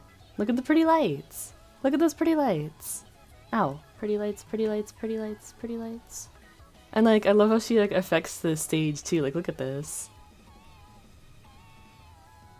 It's like that thing with like Weekender Girl where like it feels like she's in control of like everything going on in the stage. Because it kind of boosts it up from being like, oh, she's just dancing on a stage to like, I'm God, I control the things on the stage. Hey buddy, do you love Project Diva F2nd?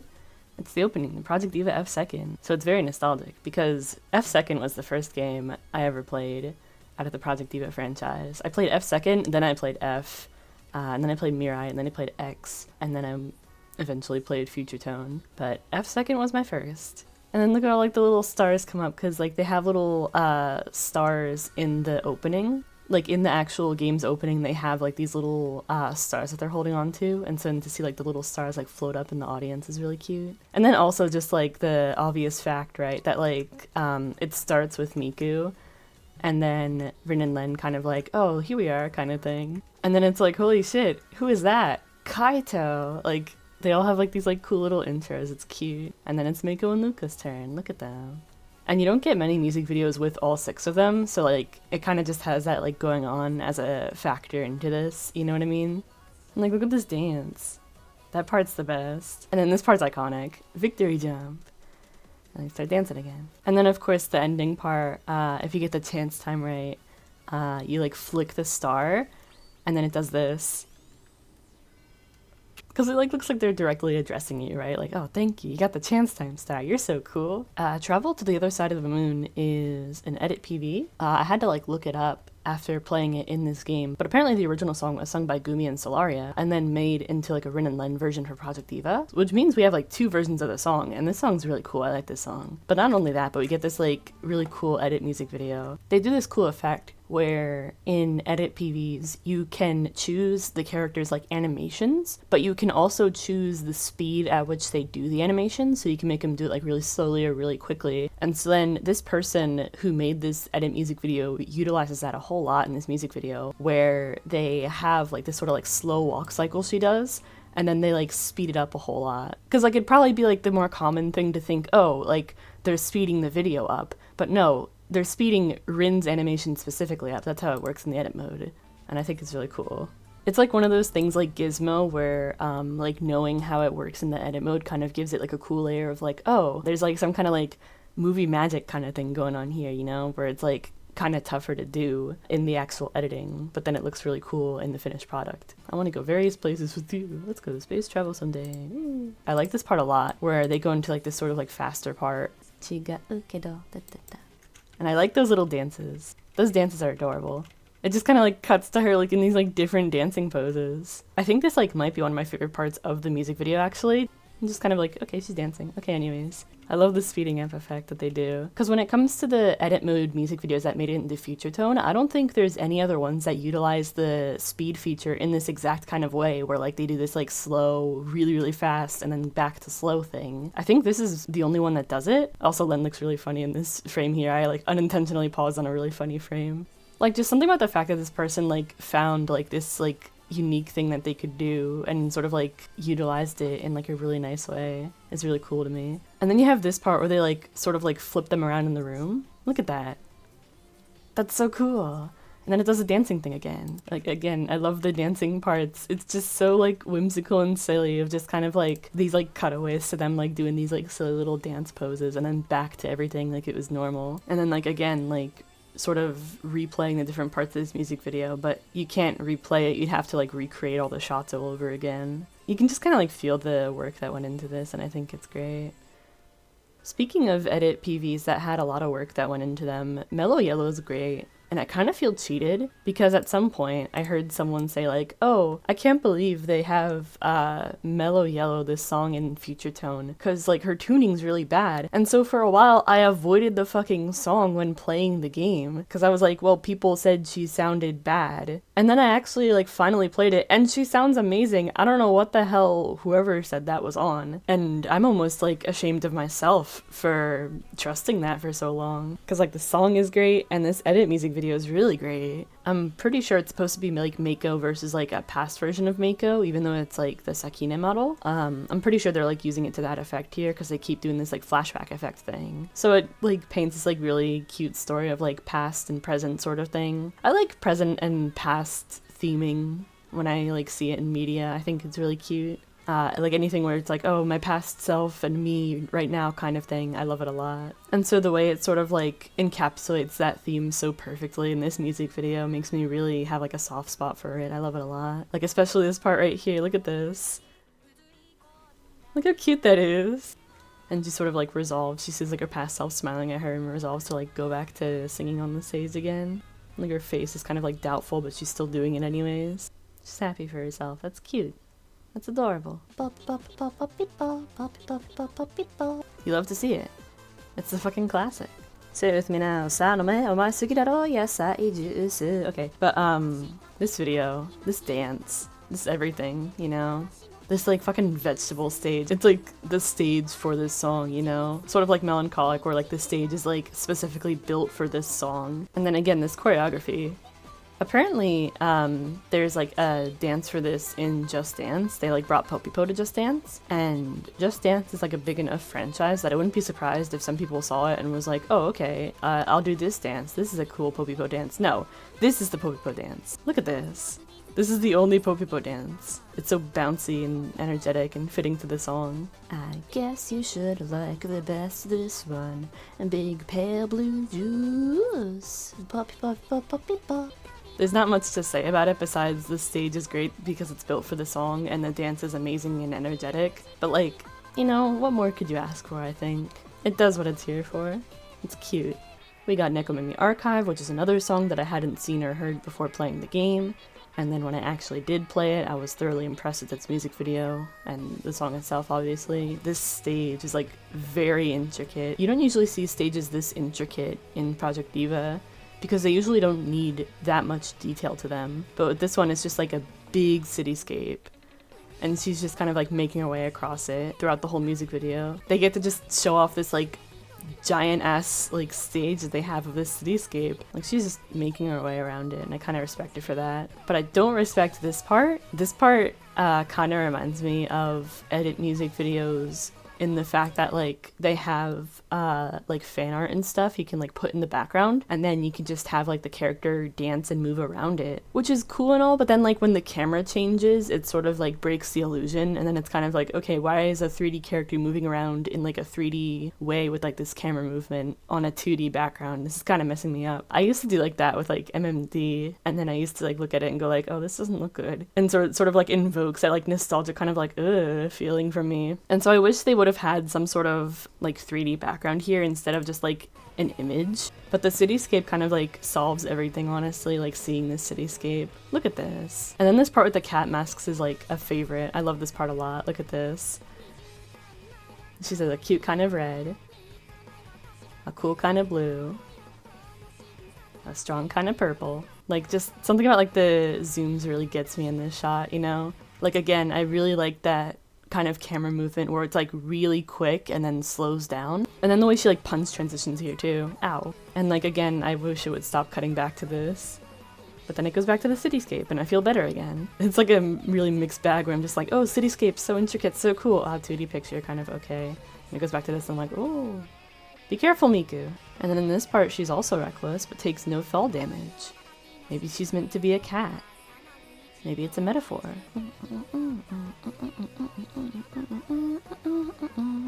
Oh, it's so cool. I love this stage. I love this stage. I love this stage. I love this stage. It's such a cool stage. Amazing. Show stealing. I listen to my music. Okay, Piano Girl's great. It came over from Project Mirai, so you'll see these like big exaggerated movements, like this like big skipping. This part's adorable. I love this part. This guy looks like fucking Professor Utonium over here. But also like the fact that she can like distract him with like the sign. Like, oh look, the sign that you're next to, that you stand next to all day is glowing. And he's like, whoa, it really is. Why does this surprise you? You work here all day. It's adorable. I love it. It goes by rules of silly, and I like that. Silly rules. I like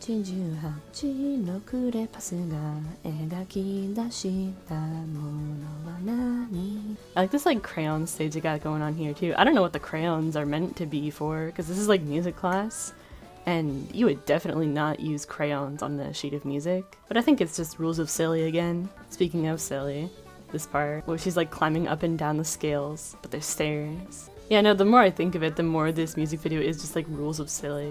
Bunch of cartoonish kind of things going on. It's so cute. Like again, I love seeing the Project Diva modules do the really big Project Mirai motions. It's cute. And all these like instruments and stuff floating around her as she plays piano. It's so cute. They hate to see me and my absolutely unbridled whimsy.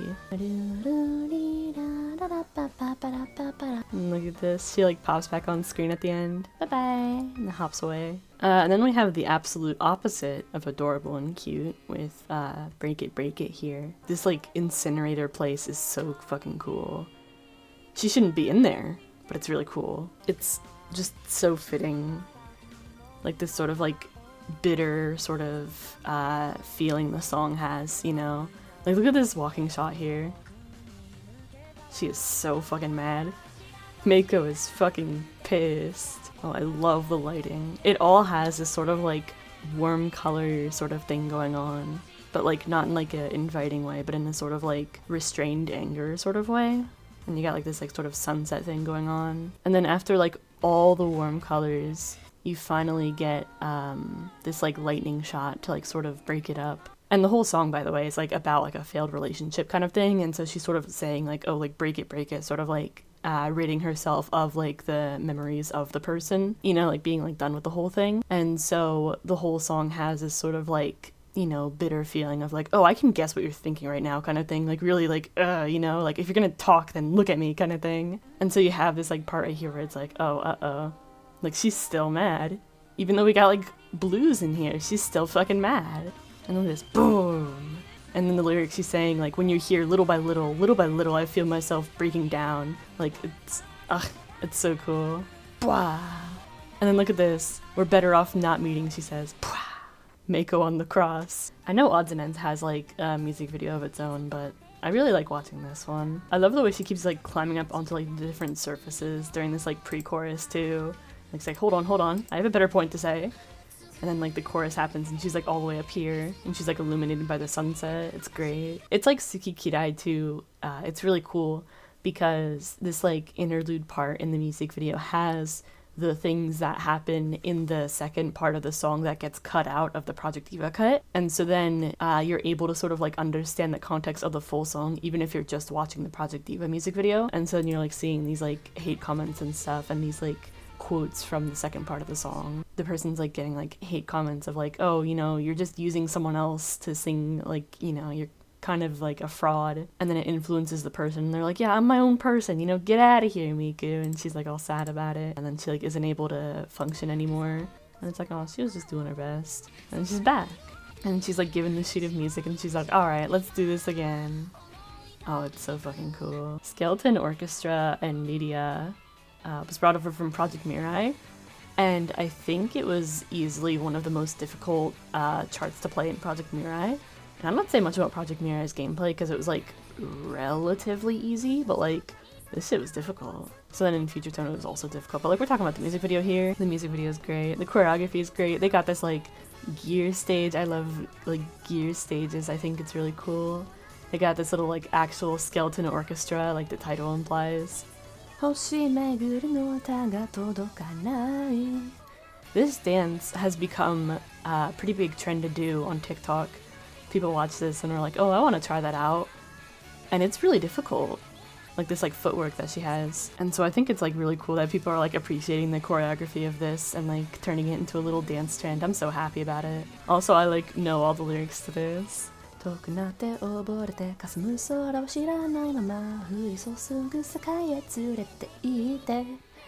that aside, it's really great. I like how noisy this song is. I like how the music notes are like everywhere. I like how chaotic the skeletons get during the chorus. And then this part where the stage starts like breaking around her. That shit's awesome. And she's sort of just dancing as everything like falls apart. I love it. Look at that.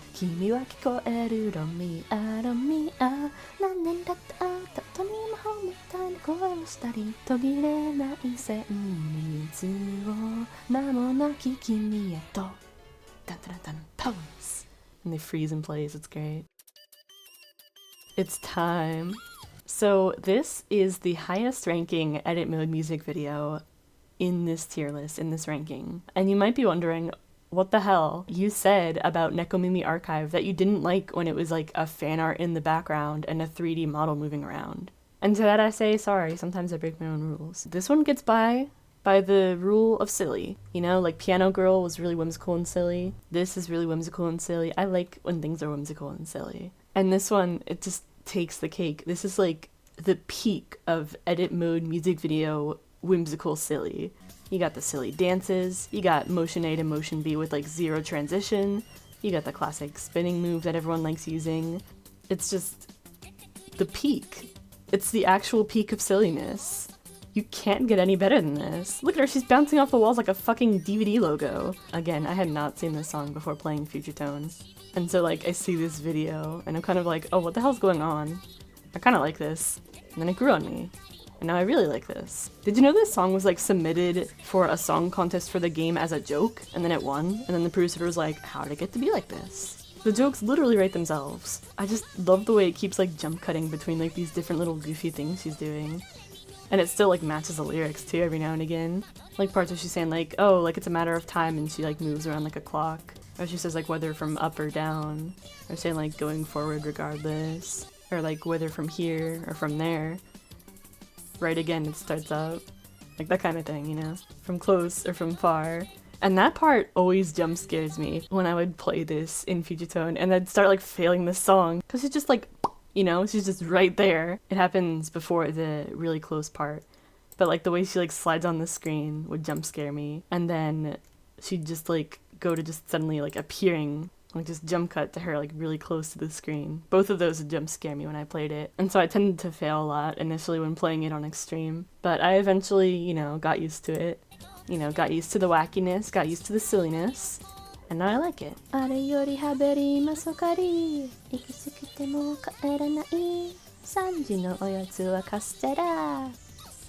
we get here?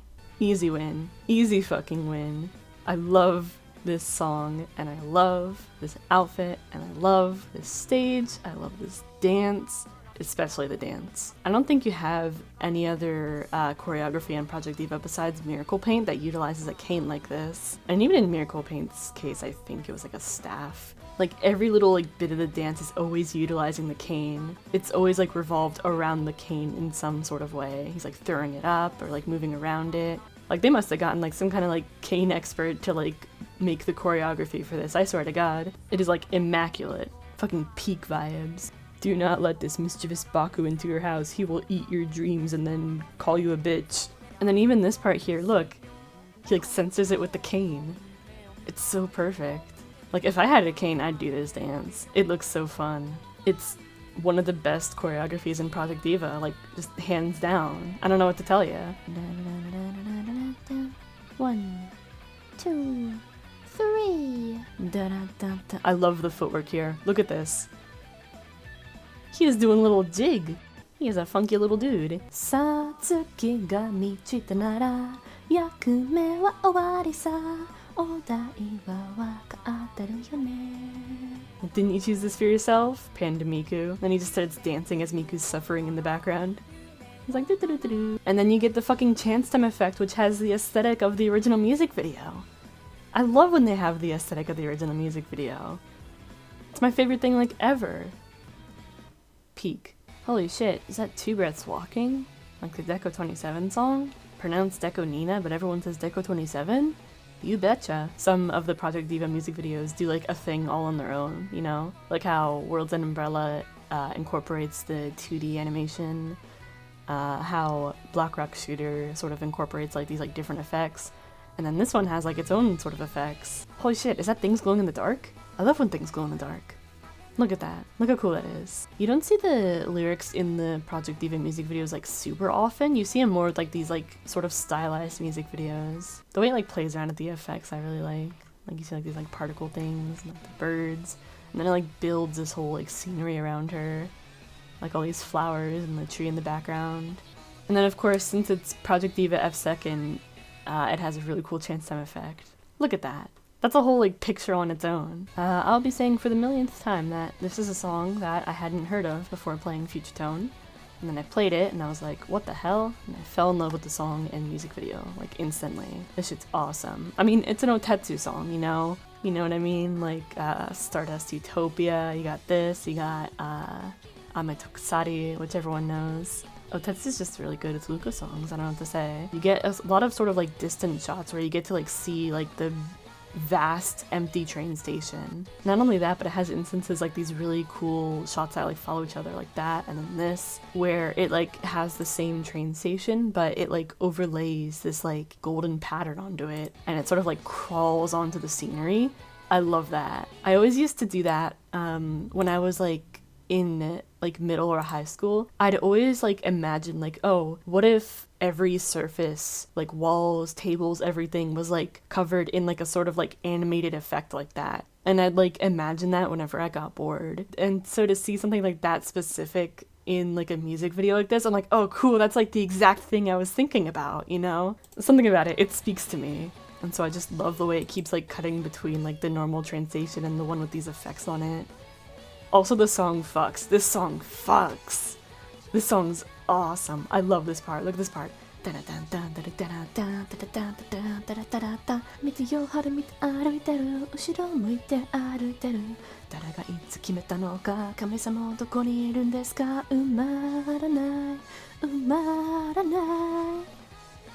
part's like just the coolest. It's just like glowing. And it sort of looks like, again, like she's like affecting it. Like that kind of thing where it looked like Miku is in control of like the stages of the thing, where it looks like Luca's like sort of like summoning this like pattern to appear behind her. That shit's awesome. And like, I don't know, just something about like the intense like display of emotions really fucking gets me like every time I get to this part. And not only that, but like at the very end here when she finishes a line, you see the pattern like completely spread out like all around her. Like it like finishes spreading out right there at the end, as it like flashes and then goes back to her. It's so cool. And then this part's amazing. Look at this.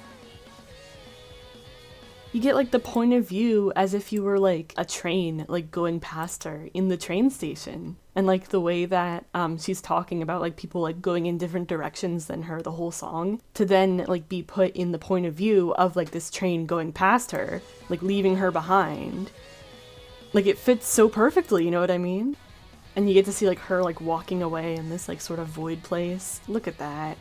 Dun dun dun. Immaculate. Snowman. I love snowman. You got like a snowman over here that fits the lyrics. You got this sort of like beautiful snowy day scenery with like these like candles. Oh, it's beautiful. And then not only that, but as I said about Dream Meeting Monochrome Baku and Summer Idol, this is one of my favorite choreographies in Project Diva. It's such a good dance. I'm just gonna like keep talking so that I can like show you more and more footage of this dance on screen. Look how graceful he is with it. And then this like walk he does, look at him.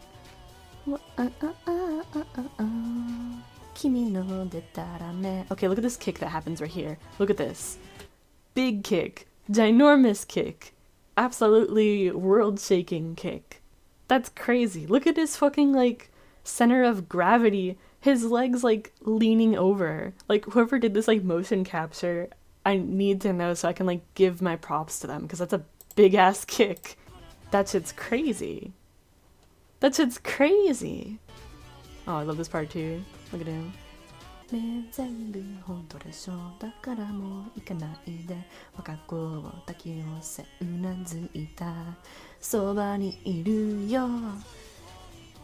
Oh, it's so good.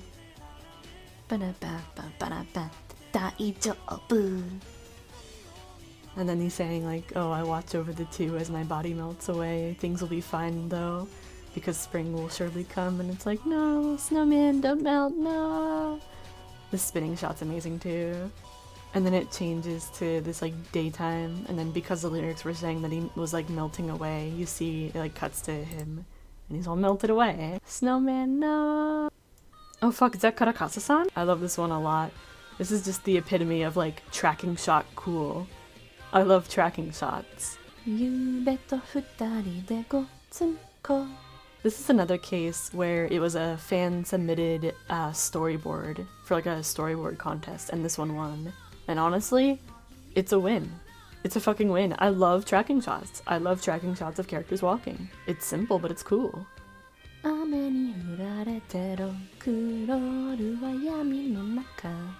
And sometimes he like pauses to do something. It's great. I like this kind of like zooming out shot where like a character's like walking with like their arms sort of like spread out looking up to the sky, and then it sort of like rotates around them going upwards. And that's very specific, but Nekomimi Archive did it too, and I like it there too. That's a cool like screenshot opportunity. I like taking notes of like which parts in music videos are great for screenshots. Oh, look at this part. Look at this part. Todoroki mae. Put those grippers away. Oh fuck, here it comes again. Yube to futari de go tsuko. And then he disappears. They all disappear. Now, I really want you to think about this here. I really want you to like use your brain and think about this here. What about this is so appealing to me? What could it be? Do you have your answer yet? It's things glowing in the dark. Everything's glowing in the dark. Every fucking thing's glowing in the dark in this music video. It's so dark that we don't even know where she is. But yeah, we got things glowing. Stage is glowing. Mechanical things are glowing. Module is glowing. Background is glowing. Effects are glowing. Everything's glowing. We've reached the peak of things glowing in the dark. This part's great. Everything turns red and it's like, oh my god, error, wait, hold on. She like stumbles backwards. This part's always so fun to play in F2 specifically. Dun. Dun, dun. I'm gonna like put like the chart on screen so you can like imagine playing it. It's really fun.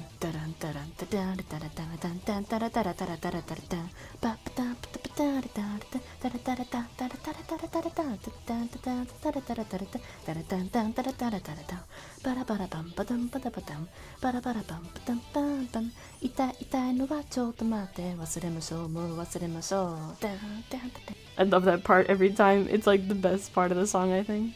僕はパパパラの朝いちゃったんだパパパパパパパパ回るんだパパパパパパパラ突然車 Alright, this part's really funny because the song came to F2 first, and so it was meant to be like this the whole time. Okay, so in both cases, you get a light that pops up from behind her, but if you get the chance time wrong versus if you get the chance time right, if you get it right, she jumps in. Like, she sees this, like, portal of light thing that, like, pops up from behind her, and she jumps right in. If you get it wrong, she sees it, she turns the fuck around. She's like, no, actually, I'm just gonna keep dancing here. And, like, this stage is really cool, but, like, the chance time success effects are usually the cooler ones.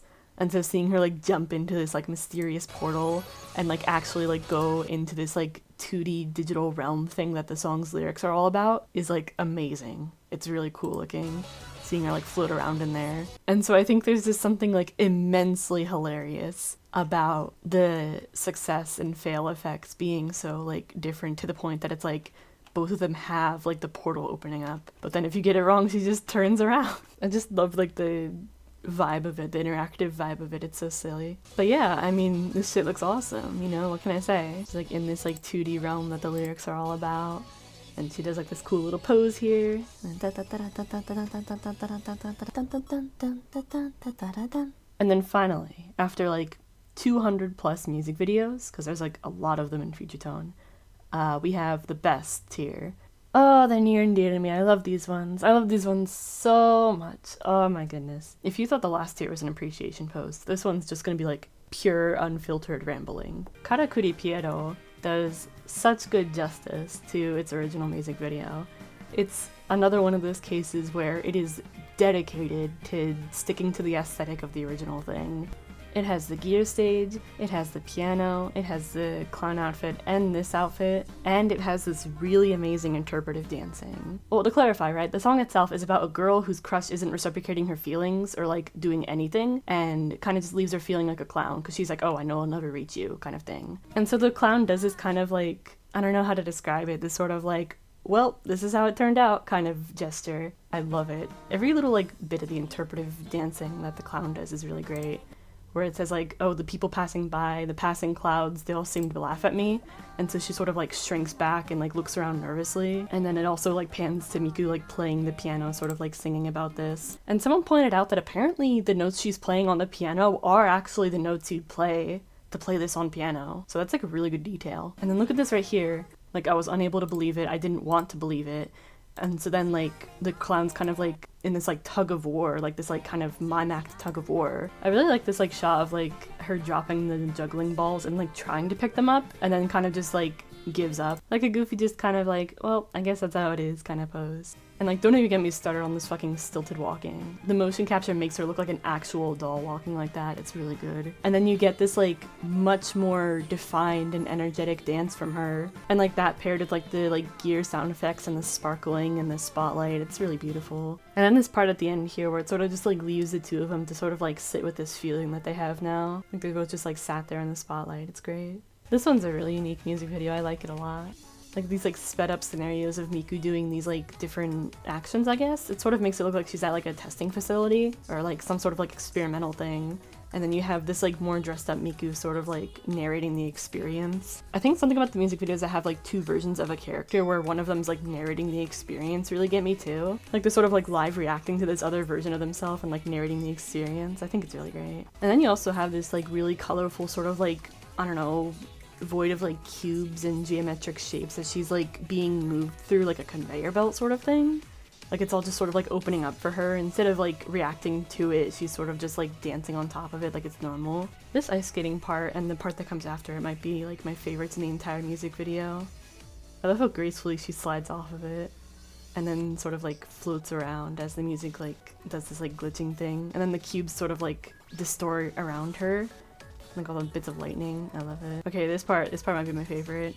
Look at her dancing with the Aimainas. It's kind of funny that they have the drawn pictures of the Aimainas and the Doshite-chans transitioning into the choruses. Yet for this dancing part, they actually made like 3D models of them. They look a little silly, but like the dancing is great. And it is another one of those cases where you can definitely tell it came from Project Mirai because she's doing like very exaggerated dances. And then you got like this band-aid part that resembles the actual music video because like a band-aid being torn off is what transitions into the final chorus of the original music video too. What the hell?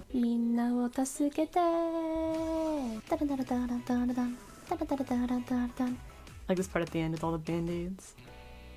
Remote Control My Beloved. It's one of my favorite Vocaloid songs. I know I'm basic.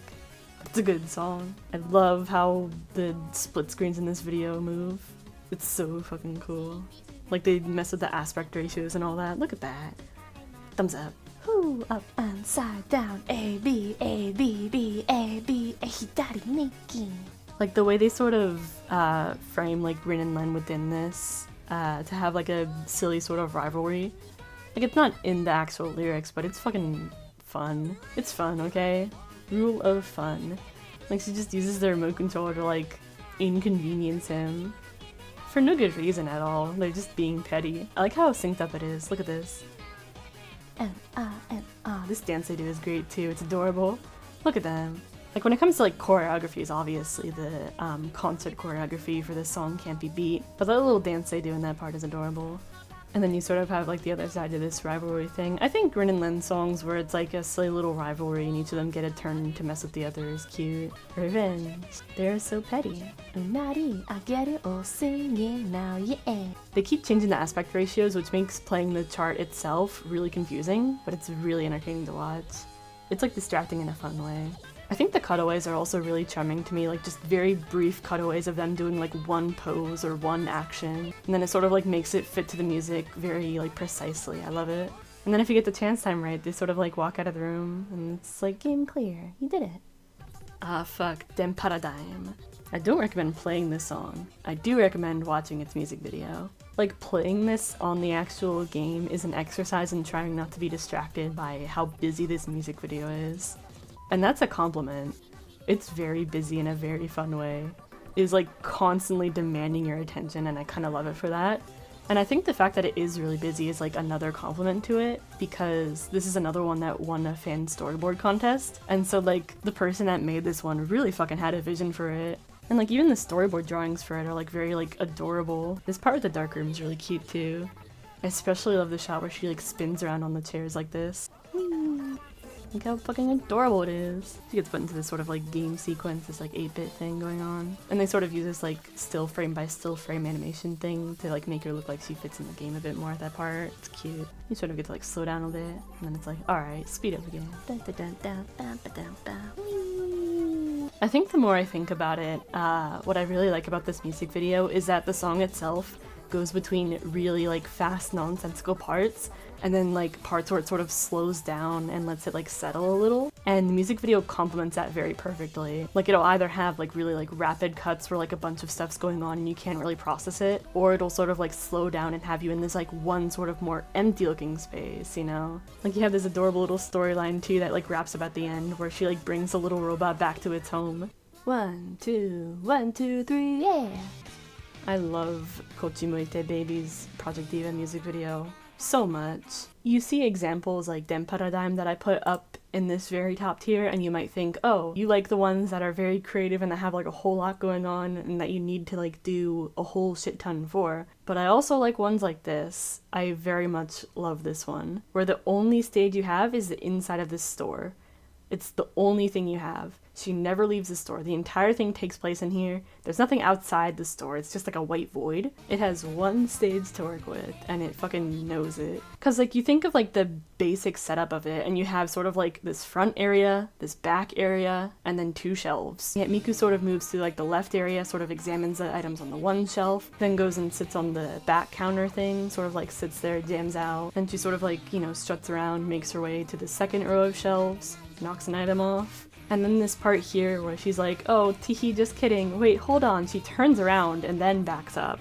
And then like backs up to like where the front counter of the store is. And look at the last chorus. She gets up on the fucking counter and starts dancing. Get off of there. I'm really bad at being brief about this, but it really is just the fact that like they have this one store to work with. And she like maneuvers around it and the camera moves around her in such a way that it never feels dull, it never feels repetitive. And like even parts that have like similar setups, like the first and last chorus having her on top of a counter are like different, or like the first and second verse having her like between the shelves looks like distinct and different. Nothing's ever dull, nothing's ever repetitive, I think. And then again, where I keep complimenting the motion capture, where whoever did the motion capture really did a good job at making it look like she thinks that she's like in charge of the place. Like you start the music video and it sort of makes it look like she's like a customer, like looking at the different items, and then by the time you're done with the music video it's like, oh, she probably owns this fucking store. If she didn't already, she does now. It's hers. Store is hers. Like I probably sound repetitive saying it like yet again, but it really is just my favorite example of utilizing a stage to perfection. And then not only that, but they also brought it to F2nd, which means that it has like a cool little chance time effect thing going on in the last chorus. Listen to these like little sound effects. Like all this like glitter and sparkles and like these little whatchamacallums on the screen. It is very extra, but I love it. And then this part where the hearts fall down. It's so cute.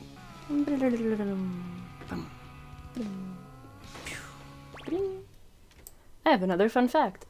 This paper right here, if you change the model, as you probably guessed, the paper will change as well. It'll change to whoever you have the model as. It even counts for Haku, Neru, and Teiro, I'm pretty sure. But anyways, Hello Worker. I like Hello Worker's music video a lot. I think it's the only music video in the whole game that never cuts, like, at all. There's not one cut in this music video, I'm pretty sure. Like, at all. And so it's pretty high on the ranking just for that alone, you know? Like, that's very impressive. Like, she's kind of just making her way around the workplace, interacting with, like, this and that, you know? Mote mote. Yeah? Rakuchin. 0. Which means how to get popular easily. And she gets 0 results. I love how she, like, returns to the coffee and the computer, too. Like, at the second part of the song. Bwah bwah. She's, like, talking in the phone to this random-ass person, like, what have I gained? What have I lost? I think that's very funny to imagine that there's actually someone on the other line. And she stamps this. And I only just noticed, yeah, like just now that it says, let's try harder instead of like, good job. Because like you can kind of sort of tell just by her like body language what's happening. But I think it's funny that she like looks up like, how to be popular quickly? Nothing. And she's like, oh wait, I got an email. And it's just like denied. And then she puts like a stamp on a thing and it's like, let's try harder next time. Like everything's going wrong. In F2nd, yeah, the lighting in this part where she makes it out to this like big lobby is just sort of the same as it's been in the workplace. But then in Future Tone, they sort of light it like it sort of gives me the impression that like the sun's starting to set. Yeah, it's like midday when she steps outside, but for some reason when she's in here, the lighting sort of makes it look like the sun's starting to set and the sort of other lights are like kicking in. Yeah, it's kind of weird too because like you see the indoors here and it looks the way it's sort of lit in F2nd, and yet for some reason when she's in the actual place it looks a lot darker. But that's Future Tone lighting. I like rambling about Future Tone lighting. I'm sorry. This face is really funny, by the way. if you get the chance time right, she makes a little paper plane of what I think is her resume. But yeah, you know, as a whole, I just really like the fact that it like never cuts at all. And obviously the motion capture is like very amazing as well, just as always, you know. She's always turning her head around to sort of like make you feel included, which like they probably would have had to like specify to the motion capture person, right? Like do the things, but also like feel interactive about it and always be like, look at this, look, and like pointing and like looking back at you, being like, you see what's happening here? Sort of thing. Yeah, I love this one. Yay! You be kitty. Wordplay? If you want another fun fact, right, in this area of the Future Tone Pinky Swear music video, this area is one of the easiest to like put a character in to see if any part of their outfits in Future Tone glow. It's just kind of weird, like the Rin and Len remote control outfits or Rin's cute module, etc, etc, etc, etc. Parts of them just kind of glow, even when they're like not supposed to. And I like things that glow in the dark, you know, so... I like putting different modules in this music video, in this part, in Future Tone specifically, to see if they glow. I like doing that. But about the actual music video, right? I mean, what do I say? The contrast between this, like, really beautiful, decorated place and then this very, like, dingy sort of apartment. But both of them have, like, a shit ton of flowers. I'm pretty sure they're both, like, implied to be, like, the same Miku, but one of them is just sort of, like, her within her mind, and then the real-life one's, like, kind of unsettling. Like, especially this shot right here, where she kind of just awkwardly, like, scoots closer. I don't like this shot, and I think that was the point. I think that was the intention. And she scoots closer here too, like, get away from me. Like, I know it's a really pretty shot, but it's like kind of uncomfortable. Ugh. This part's great. This part's beautiful. It does that thing again where it looks really loyal to the original music video's aesthetic. And then guess what? It gets scary without actually directly depicting anything. It gets all artsy about it. Like she says, if it's for you, I'll cut off my hair or even my fingernails. I'll even cut off my pinky. Yubikiri means pinky swear. It's like the equivalent of pinky swearing in Japanese, except it also is like built from the words of like finger and to cut. Yeah, the point of this whole thing here is that she's like, oh, I'm so determined to show you that I love you that I'll go so far as to pinky swear, but like the actual like definition of like, oh, I'll chop off my fucking pinky. So it's that sort of thing where like in Kagero days it sort of like awkwardly ducks around it in a way where you can tell they're just trying to like not show anything. But with this one it's done a lot better, where it actually like implies that the thing does happen. And so I think the way that they sort of depict what happens like artistically with like this sort of pattern like cutting off the frame is really well done, I think. Like before I learned enough Japanese to actually like understand this pun, I sort of had the implication that that was happening, you know? Like the music video was done so well that I got the message. So yeah, this music video as a whole, I love it a lot. And you know, sort of just like contrasting it in this kind of way where like I'm pretty sure they're implying that, like, this Miku here is sort of, like, an idealized, beautiful version of herself. Like, this sort of, like, romanticized version of, like, oh, I'm doing this for love, you know? Like, the way she sort of moves around is really, like, beautiful and graceful compared to sort of the unsettling, nervous sort of body language of her in the apartment. It's really great. It's a great contrast. You know, you give me a music video with, like, this sort of back and forth contrasting thing, and I go, fuck yeah, I love it. Oh, fuck. Deep Sea City Underground. A Tanaka B song. I've listened to some Tanaka B songs. I love their music. Their music's great. Because there's a good amount of songs in Future Tone where I'd heard them for the first time in Future Tone. But with this one, I've heard this song like way before Future Tone. So then seeing the actual like music video in Future Tone was just like a delight because it's one of those that sticks to the aesthetics of the original music video. And so I love it. This whole cityscape thing, this is just how the original one looks. Apart from like Rin and her module, they just reused the Gemini module. I kind of wish they would have made like a Deep Sea City Underground module, but that aside, I think most of this music video is really well done. Oh, but this part's really funny. Look at this. Sparkle on. It's Wednesday. Don't forget to be yourself. The original music video had Rin sort of just walking around this town, like just a constant long tracking shot. And so you get like this sort of return to that like tracking shot during the choruses. I think that's cool. They also sort of spice it up by having her like stand around or like the camera sort of like spins and moves around her. You got like the different lyrics. You don't get the lyrics a lot in Project Diva music videos. You get them sometimes, but not a lot. Have like the different like sort of bubble effects going up because it's a Deep Sea City Underground. The way she's sort of just like not happy about all this, like keeping her head down like she was in the original music video. This part coming up, I love this part so much. Also, I'm sorry for like singing along for the millionth time, but I need to do this every single time I play. Meguru, meguru, kanashibari no katatsumuri kara no naka kara tori no koe, marude, marude, ingata ni nagashikonda anata no celuloido. Yagate, yagate, akaku samaru mima mo miyagete shizumu anata no koe, koko wa, itsumo no kuroi chikatsuku no hagane no tobira.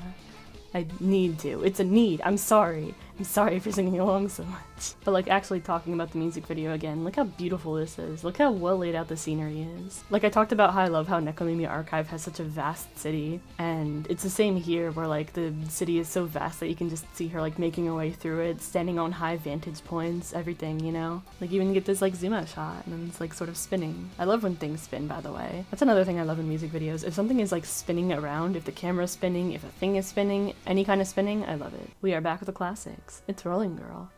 So Rolling Girl's music video as a whole is sort of like Hello Workers, where she's like making her way across this like building and you sort of like follow her the whole way, except it does like cut between different shots. But like the basic sort of concept of like staying with the character for a long while is still there. And I know this music video came out before Hello Workers music video, by the way, I'm just using it as a comparison, but the motion capture is so fucking dramatic. I am in love with how dramatic it is. And I don't know if dramatic sounds insulting as a word, but it's more just I love how dedicated the motion capture person is to like capturing the emotions of the song, you know what I mean?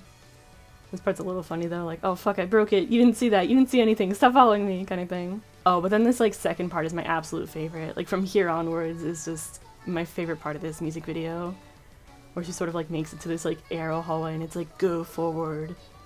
And then this shot right here, it's so cool. I always love using this as like a screenshot sort of thing. I love fisheye angles or like when the perspective is kind of wonky. I love it. And then this part right here, I love the motion capture here. You can feel the weight of like every single syllable she's singing. Look at that. Sa, so, sa, ka, michi. Boom, into the door, and then she runs up the stairs. Oh my fucking god. Gets me every single time. And then it's like Moe kind, she like sticks at her hand. Wait, no, just a little more kind of thing. It's so good. Like the stairs start collapsing and she's like, wait, fuck, that means mines are gonna collapse. Wow! Oh, it's so good. And the fucking like Rolling Girl little like crescent thing, and then she like, boom, into the sky. Oh my fucking god. And then she like spins and rolls and reaches out to the camera. This entire stretch, I love it so fucking much. It's so good. And this part here isn't to be underestimated either. I love how dramatic it is. Like she's like knocking over all the things and sort of and kind of like, oh, get away from me kind of thing. It's great. But like this latter part fucking gets me. But yeah, I think this captures the strong emotions of Rolling Girl as a whole. I really like this music video. Speaking of a Project Diva music video capturing the strong emotions of the song in question, Tokyo Teddy Bear is also really amazing. Like the sort of patchwork element it has going on because of this like stitched together teddy bear, you know? This takes a lot of working around, you know? I've seen those videos where it's like, oh, how does this video in Project Diva work? Where you get to see how it actually looks putting it together. I think this is another case too where like the latter half of the music video I very much like more. Like again with like really well done way of like showing how dramatic the song is, how emotionally resonant it is. Like you can just sort of like feel the impact of it like that. Like look at that. And then this part here where like her classmates are sort of like vanishing away. And like I sort of take this part to be interpreted as like she's sort of losing sight of her classmates as like possible connections to reach out to personally. And like seeing it with that lens is really cool. Like they sort of just gradually like disappear one by one like that. So then she like ends up alone at the end of the shot. This shot's the only one I don't think I can take seriously in the entirety of the music video though. Dramatic Mike Wazowski singing image always comes to mind when I see this. But then the final stretch is really amazing, like this whoosh kind of like falling away. I love that like disconnect sort of from herself, it's great. And then like the original shot from the original music video again. Ah, shut up! And the classroom starts like breaking and flying around her. Like this like violent storm of her emotions. Look at the fucking motion capture! Look at that. I kind of love at the end here too that like it's another case with like the F and F second chance time effects where if you get it wrong the teddy bear isn't well put together, but if you get it right it's actually sort of patched up. Which I mean the song itself leaves off on an ambiguously probably bad ending, but it's up to interpretation, it's fine. Negative? Positive? Continuing? I love it. Oh fuck, she's a gamer. You know, I've played Project Diva on the Vita. Did you know that when playing Project Diva F2 on the Vita, the star notes could not be done with the joysticks? You had to like swipe the screen. And so this part right here with like the star spam was just actual hell to play on the Vita. And when they brought it to the PlayStation, you could actually use the joystick, so it was a lot easier, but like, my god. And that's not related to this music video again. I just love going on tangents. I'm sorry. To talk about this music video, well, the song itself was composed by sasakure.uk for Project Diva specifically, and you can very easily tell because of this part in the chorus where she says circle, X, triangle, and square. Arrows heading to the left and right, and I can always rely on the magic button, and then it's the star note. So then it's kind of funny because then they brought it to Future Tone, and guess what? Future Tone doesn't have a fucking star note. There's no star notes. I'm just so upset that they got rid of the star note. The arrow sliders are fun, but I'm used to the F2 and X gameplay a lot more. I will take the opportunity to say fuck the hold notes in Future Tone. Fuck those hold notes. The hold note meta, I hate it. Like, oh, you'll get a higher percentage if you hold the notes, so then it makes it possible to get like a perfect because of a full combo, and then like only 90-something%. Or you can get like 100% and yet not get a full combo. Like that's a fucked up scoring system. Okay, I am sort of belaboring the point. I'm sorry. Moving on, right, to the actual music video. For real this time. I very much love how like creatively done it is. This sort of like type of music video with like seamless transitions is one of my favorites. Like this part at the chorus where she's like saying the different numbers. Some of the numbers she says here are just like the numbers, and other ones are like some sort of pun. So she says like turn your back to the first star, and then after you pass the second corner, saying no 3 times. Do you know? But then the shi and shiteru no kai is 4. The command to undo misunderstandings, and then misunderstandings has go in it, which is 5. So then in the second chorus, you get a second round of numbers, right? You get trap with no lock is activated. Like the loan word for lock is like roku, and then it also sounds like roku, which is 6. And then pretending not to know the 7 different sounds, but in this case, nanatsu is sort of like, if I'm right, used sometimes to mean sort of like rainbow because there's like 7 colors in the rainbow. Yatsukete kurenai ka is like sort of like will you battle with me, I'm pretty sure. And then yatsu is like another way of saying 8. There's a good amount of times in Japanese where like the numbers can be said in like different ways. It's very confusing. But yeah, the yatsu is 8, and then the ku is Q, it's 9, and then judenchi, ju in that part is 10. But yeah, that's the translation of the number things. I wanted to ramble about that. This whole thing has been rambling, but I really do love how seamless the transitions are. It's very beautiful. And the way she sort of like is just thrown between these like different parts here and there, you know? Utau, mabaru, terasu, odoru, hikaru, hashiru, kono beat continues. It's great. And this part here where like she's like continuing on, and like the day sort of passes and she like slows down more and more. This lighting's really cool. I think it looked cooler in F2. And like you might be remembering that I was sort of unsettled by the fire flower part where it was just him talking to the camera for a long stretch of time, but that's because it was like gradually zooming in. With this, it's not zooming in at all. She's just talking to the camera, so it doesn't really seem unsettling. It's just kind of her going like, oh my god, I don't even know which is which anymore. What do I do? Kind of thing. Yoru no saki no saki no saki no saki no saki no saki beat continues, beat continues, beat continues. I don't know why the colors are so fucked up here. And if you get the chant stem right, it's like da da da da da da da da. This song is the final case we'll be seeing in this video of songs I've played in Future Tone where I did not know the song beforehand. And then I played it and I fell in love with both the song and the music video in this case. Both of them are just breathtaking. The name of the song implies a lot on its own, right? Lucid dreaming. Lucid dreaming is a sort of state while you're dreaming where you're aware that you're dreaming, and so then you can sort of like maneuver around and do things to your liking, like you're in control. And so this music video has such a perfect feel of that, where like she looks so very like knowing of the weird situation she's in. Like, she's just thrown here and there within the music video, and yet she's sort of just going with it, you know? This part with the stairs is absolutely fucking hypnotizing. Like, the different mikas that they throw around here. Look at that. I love this shot so fucking much. I love screenshotting that. And then this part, oh my god, don't even get me started, man. This fucking part with, like, her balancing on the clothesline is so fucking hypnotizing to me. they keep cutting back to it and I'm in love with it. Her just going like, whoa, kind of thing. And then this part's really fun because she like flips upside down and you can put a bunch of different modules in this place and sort of see like what accessories and what bits of like their hair actually goes upside down or not. It's really interesting because it like varies a whole lot. It's weird. And like again, it's this sort of like lucid dreaming type of thing where like she's like hanging upside down off a clothesline, and like in real life that would be risky to the point of being like way too dangerous. But because she's like within a dream, she sort of like just hangs upside down casually and is just like, oh hey, how you doing, you know? And then it cuts to her like throwing this paper plane as she's upside down, and then the focus is on the paper plane. It's so good. And like again, because it's a like lucid dreaming type setup, because it's not real, you get like this like water as the floor, you get these chairs stacked up in this way that would not work realistically. You get her like pinning up these different pieces of paper on the clothespins. It's so good. It's so just, my fucking god. Do you see my vision? Do you see my vision? And then like the face she makes here too, I love this face. She's saying like how her feelings are all like messed up and haven't been like straightened out yet. But then she's like, oh, even though they're all messed up, I have to go see you. And she sort of like makes this like pained expression right here. And I love this fucking expression. And she's just gracefully walking on the clothesline. It's... Do you see my fucking vision? Do you see my vision? Do you see my vision? This shit's beautiful. This shit's hypnotizing.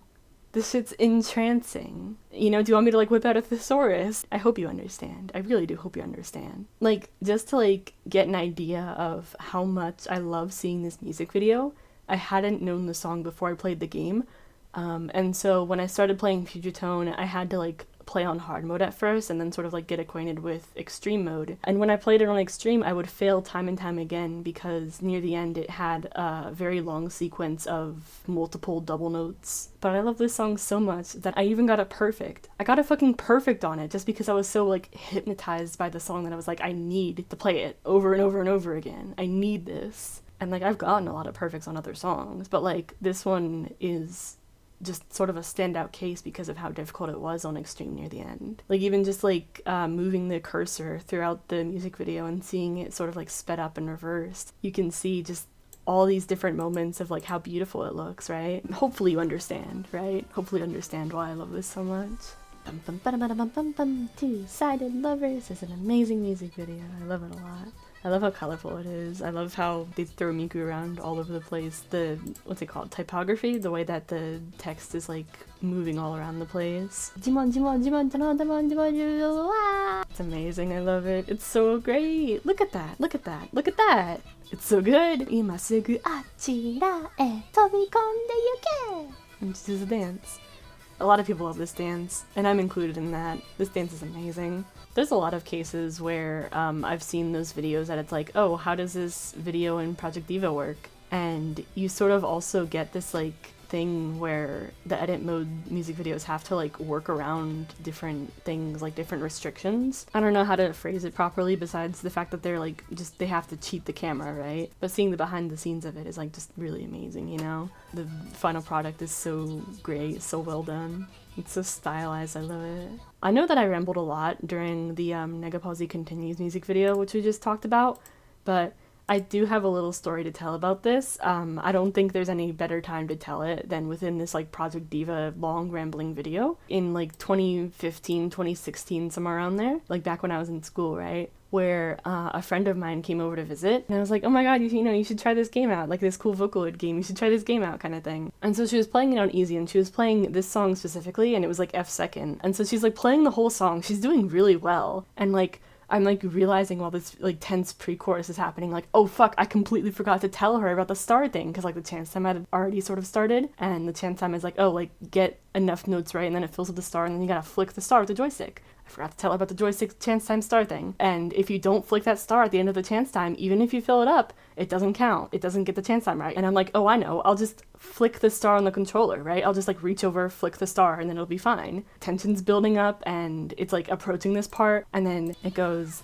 Tobikome. And at that last syllable right there was when the chance time star was. And so I went to flick the star, but instead, my hand was like flat. and instead of getting the star, I ended up accidentally hitting the bottom of the controller. And so right during that last syllable, I accidentally sent the controller and a container of gum sitting next to us flying across the room. So both the controller and the gum are like flying with Miku as it pauses on this moment. So just imagine, right?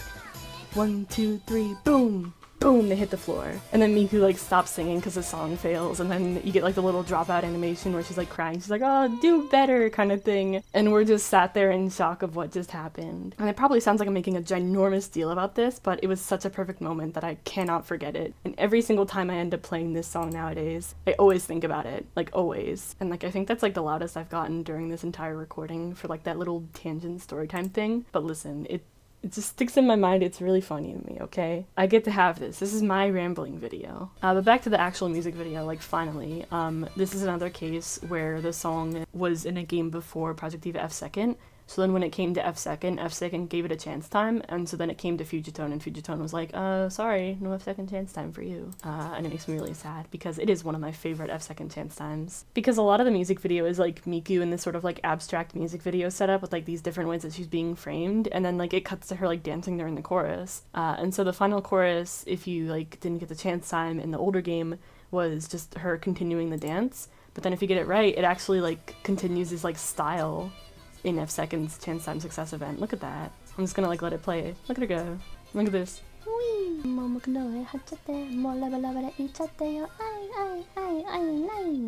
I think I've said this easily like 4 or 5 times now, like, oh, we were robbed of the chance time effect, but I really do mean it. I think it's the last time you'll be hearing me say we were robbed, but like, you know, I think we were robbed. But yeah, either way, I love this music video a lot. Easily one of my favorites of all time in Project Diva. And so then the one that I put at the absolute top of this Project Diva music video tier list is Envy Catwalk. With this tier list, I would like to mention again that the positions of these music videos are sort of like relative, and I am going in order because of that. But it is still like somewhat flexible because I am bad at picking favorites. And so don't take this to mean that Envy Catwalk is like my favorite Project Diva music video of all time and that will never change. Instead, take it to mean that any of these music videos up in the love these videos or best tier are like just in general favorites of mine. But like as of like right now, I really like Envy Catwalk, and I mean I've liked it for a long while,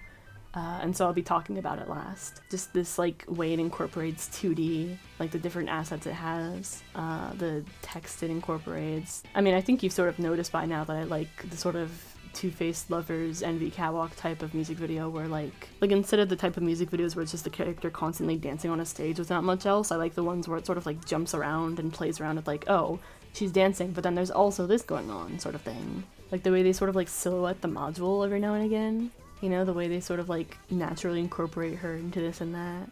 Look at that. It's so very distracting when you're actually playing this in the game. But you know, I got an excellent on it in F2nd, and I'm doing alright on it in Future-tone. So it's fine. And then this part's amazing, because the chance time would always start here in F2nd, and it'd be so tense. And like this part of like her like falling backwards always gets me. And that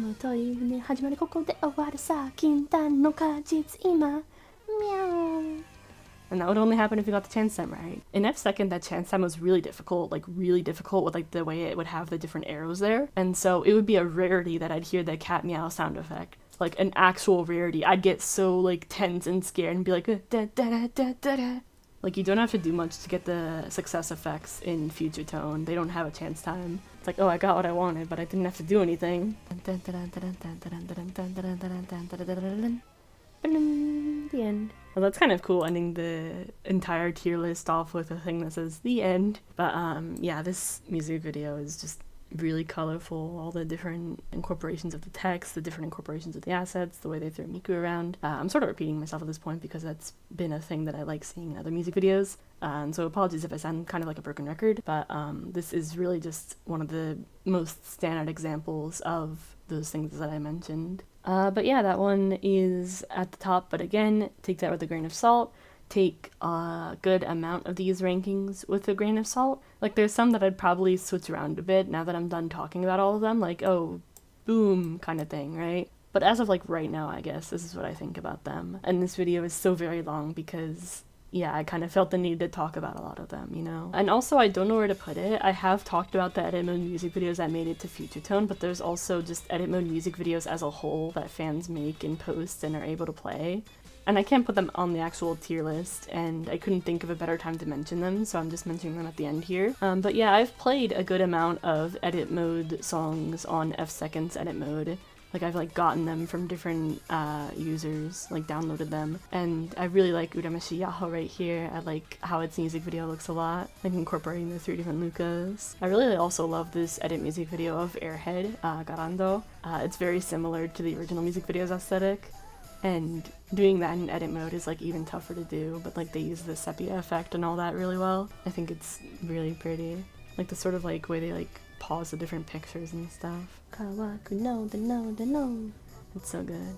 And then also, I haven't actually gotten the chance to play this one, but this one looks really fun and might be one of my favorite edit mode music videos in terms of ones that like aren't in Future Tone or anything. And that's also like biased towards this song, I know. This one's very fun. And I know like we just got done talking about Envy Catwalk, but like my fucking god. The song itself comes from this Vocaloid song series. Like you've probably heard Dr. Funk Beat, right? Dr. Funk Beat's cover in Project Sekai has gotten pretty popular, so a lot of people have probably heard about it. But yeah, the song Dr. Funk Beat is about the character Dr. Funk Beat. And then there's this song that follows it up that's also about Dr. Funk Beat. Dr. Funk Beat, depicted by Kaito, is going on this like ginormous rambling, and then she's kind of just like sat there like watching it, sort of bewildered. And then this part where she only gets a word in is only because he lets her. Like, he's rambling and rambling and rambling. So he says, like, what were you looking for again? And she's like, something important. And he's like, so if someone were to find it, they'd be... And then it'd be like, oh, amazing. And that amazing doctor is, yeah, it's funk beat kind of thing, the crowd says to him. And he's like, yep, exactly.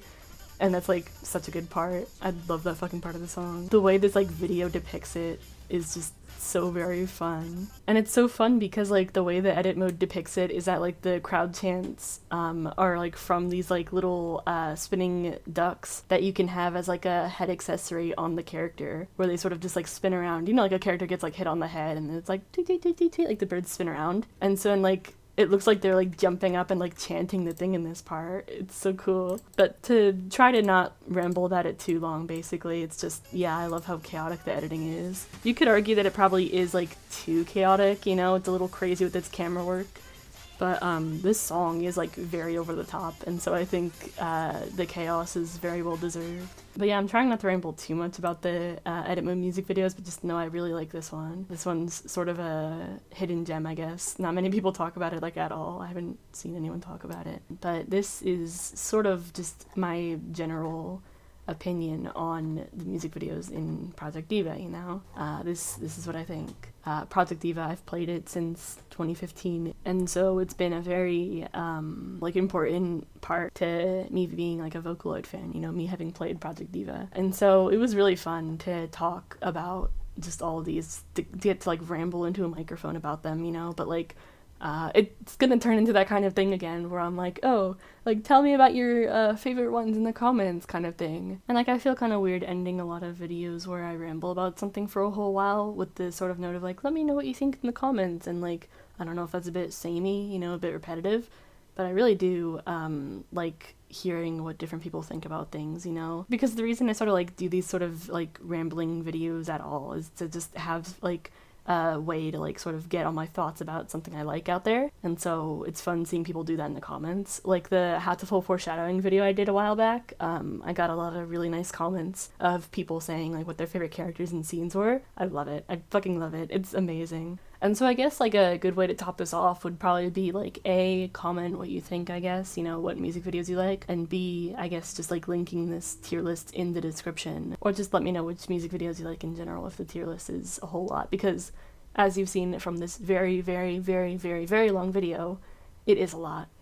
There's over 200 songs in Future Tone. This whole thing's been like just unscripted, very rambly, you know, like a million tangents, you know, fun facts, different little like, oh, did you know if this is this, then this kind of thing. Little stories, little things about like my experience playing Project Diva. But hopefully it's been fun, you know? I don't do long form unhinged rambling videos like this that much. And you could argue, well, you do have the structure of a tier list, but like as you've seen, I did tend to like ramble a whole lot anyways. But again, not to like ramble on for too long. I'll be stopping the video here. It's super fucking long. Yeah, you know, thanks for watching. If you've like watched this long ass video, you know, let me know what you think. Hopefully it's been fun.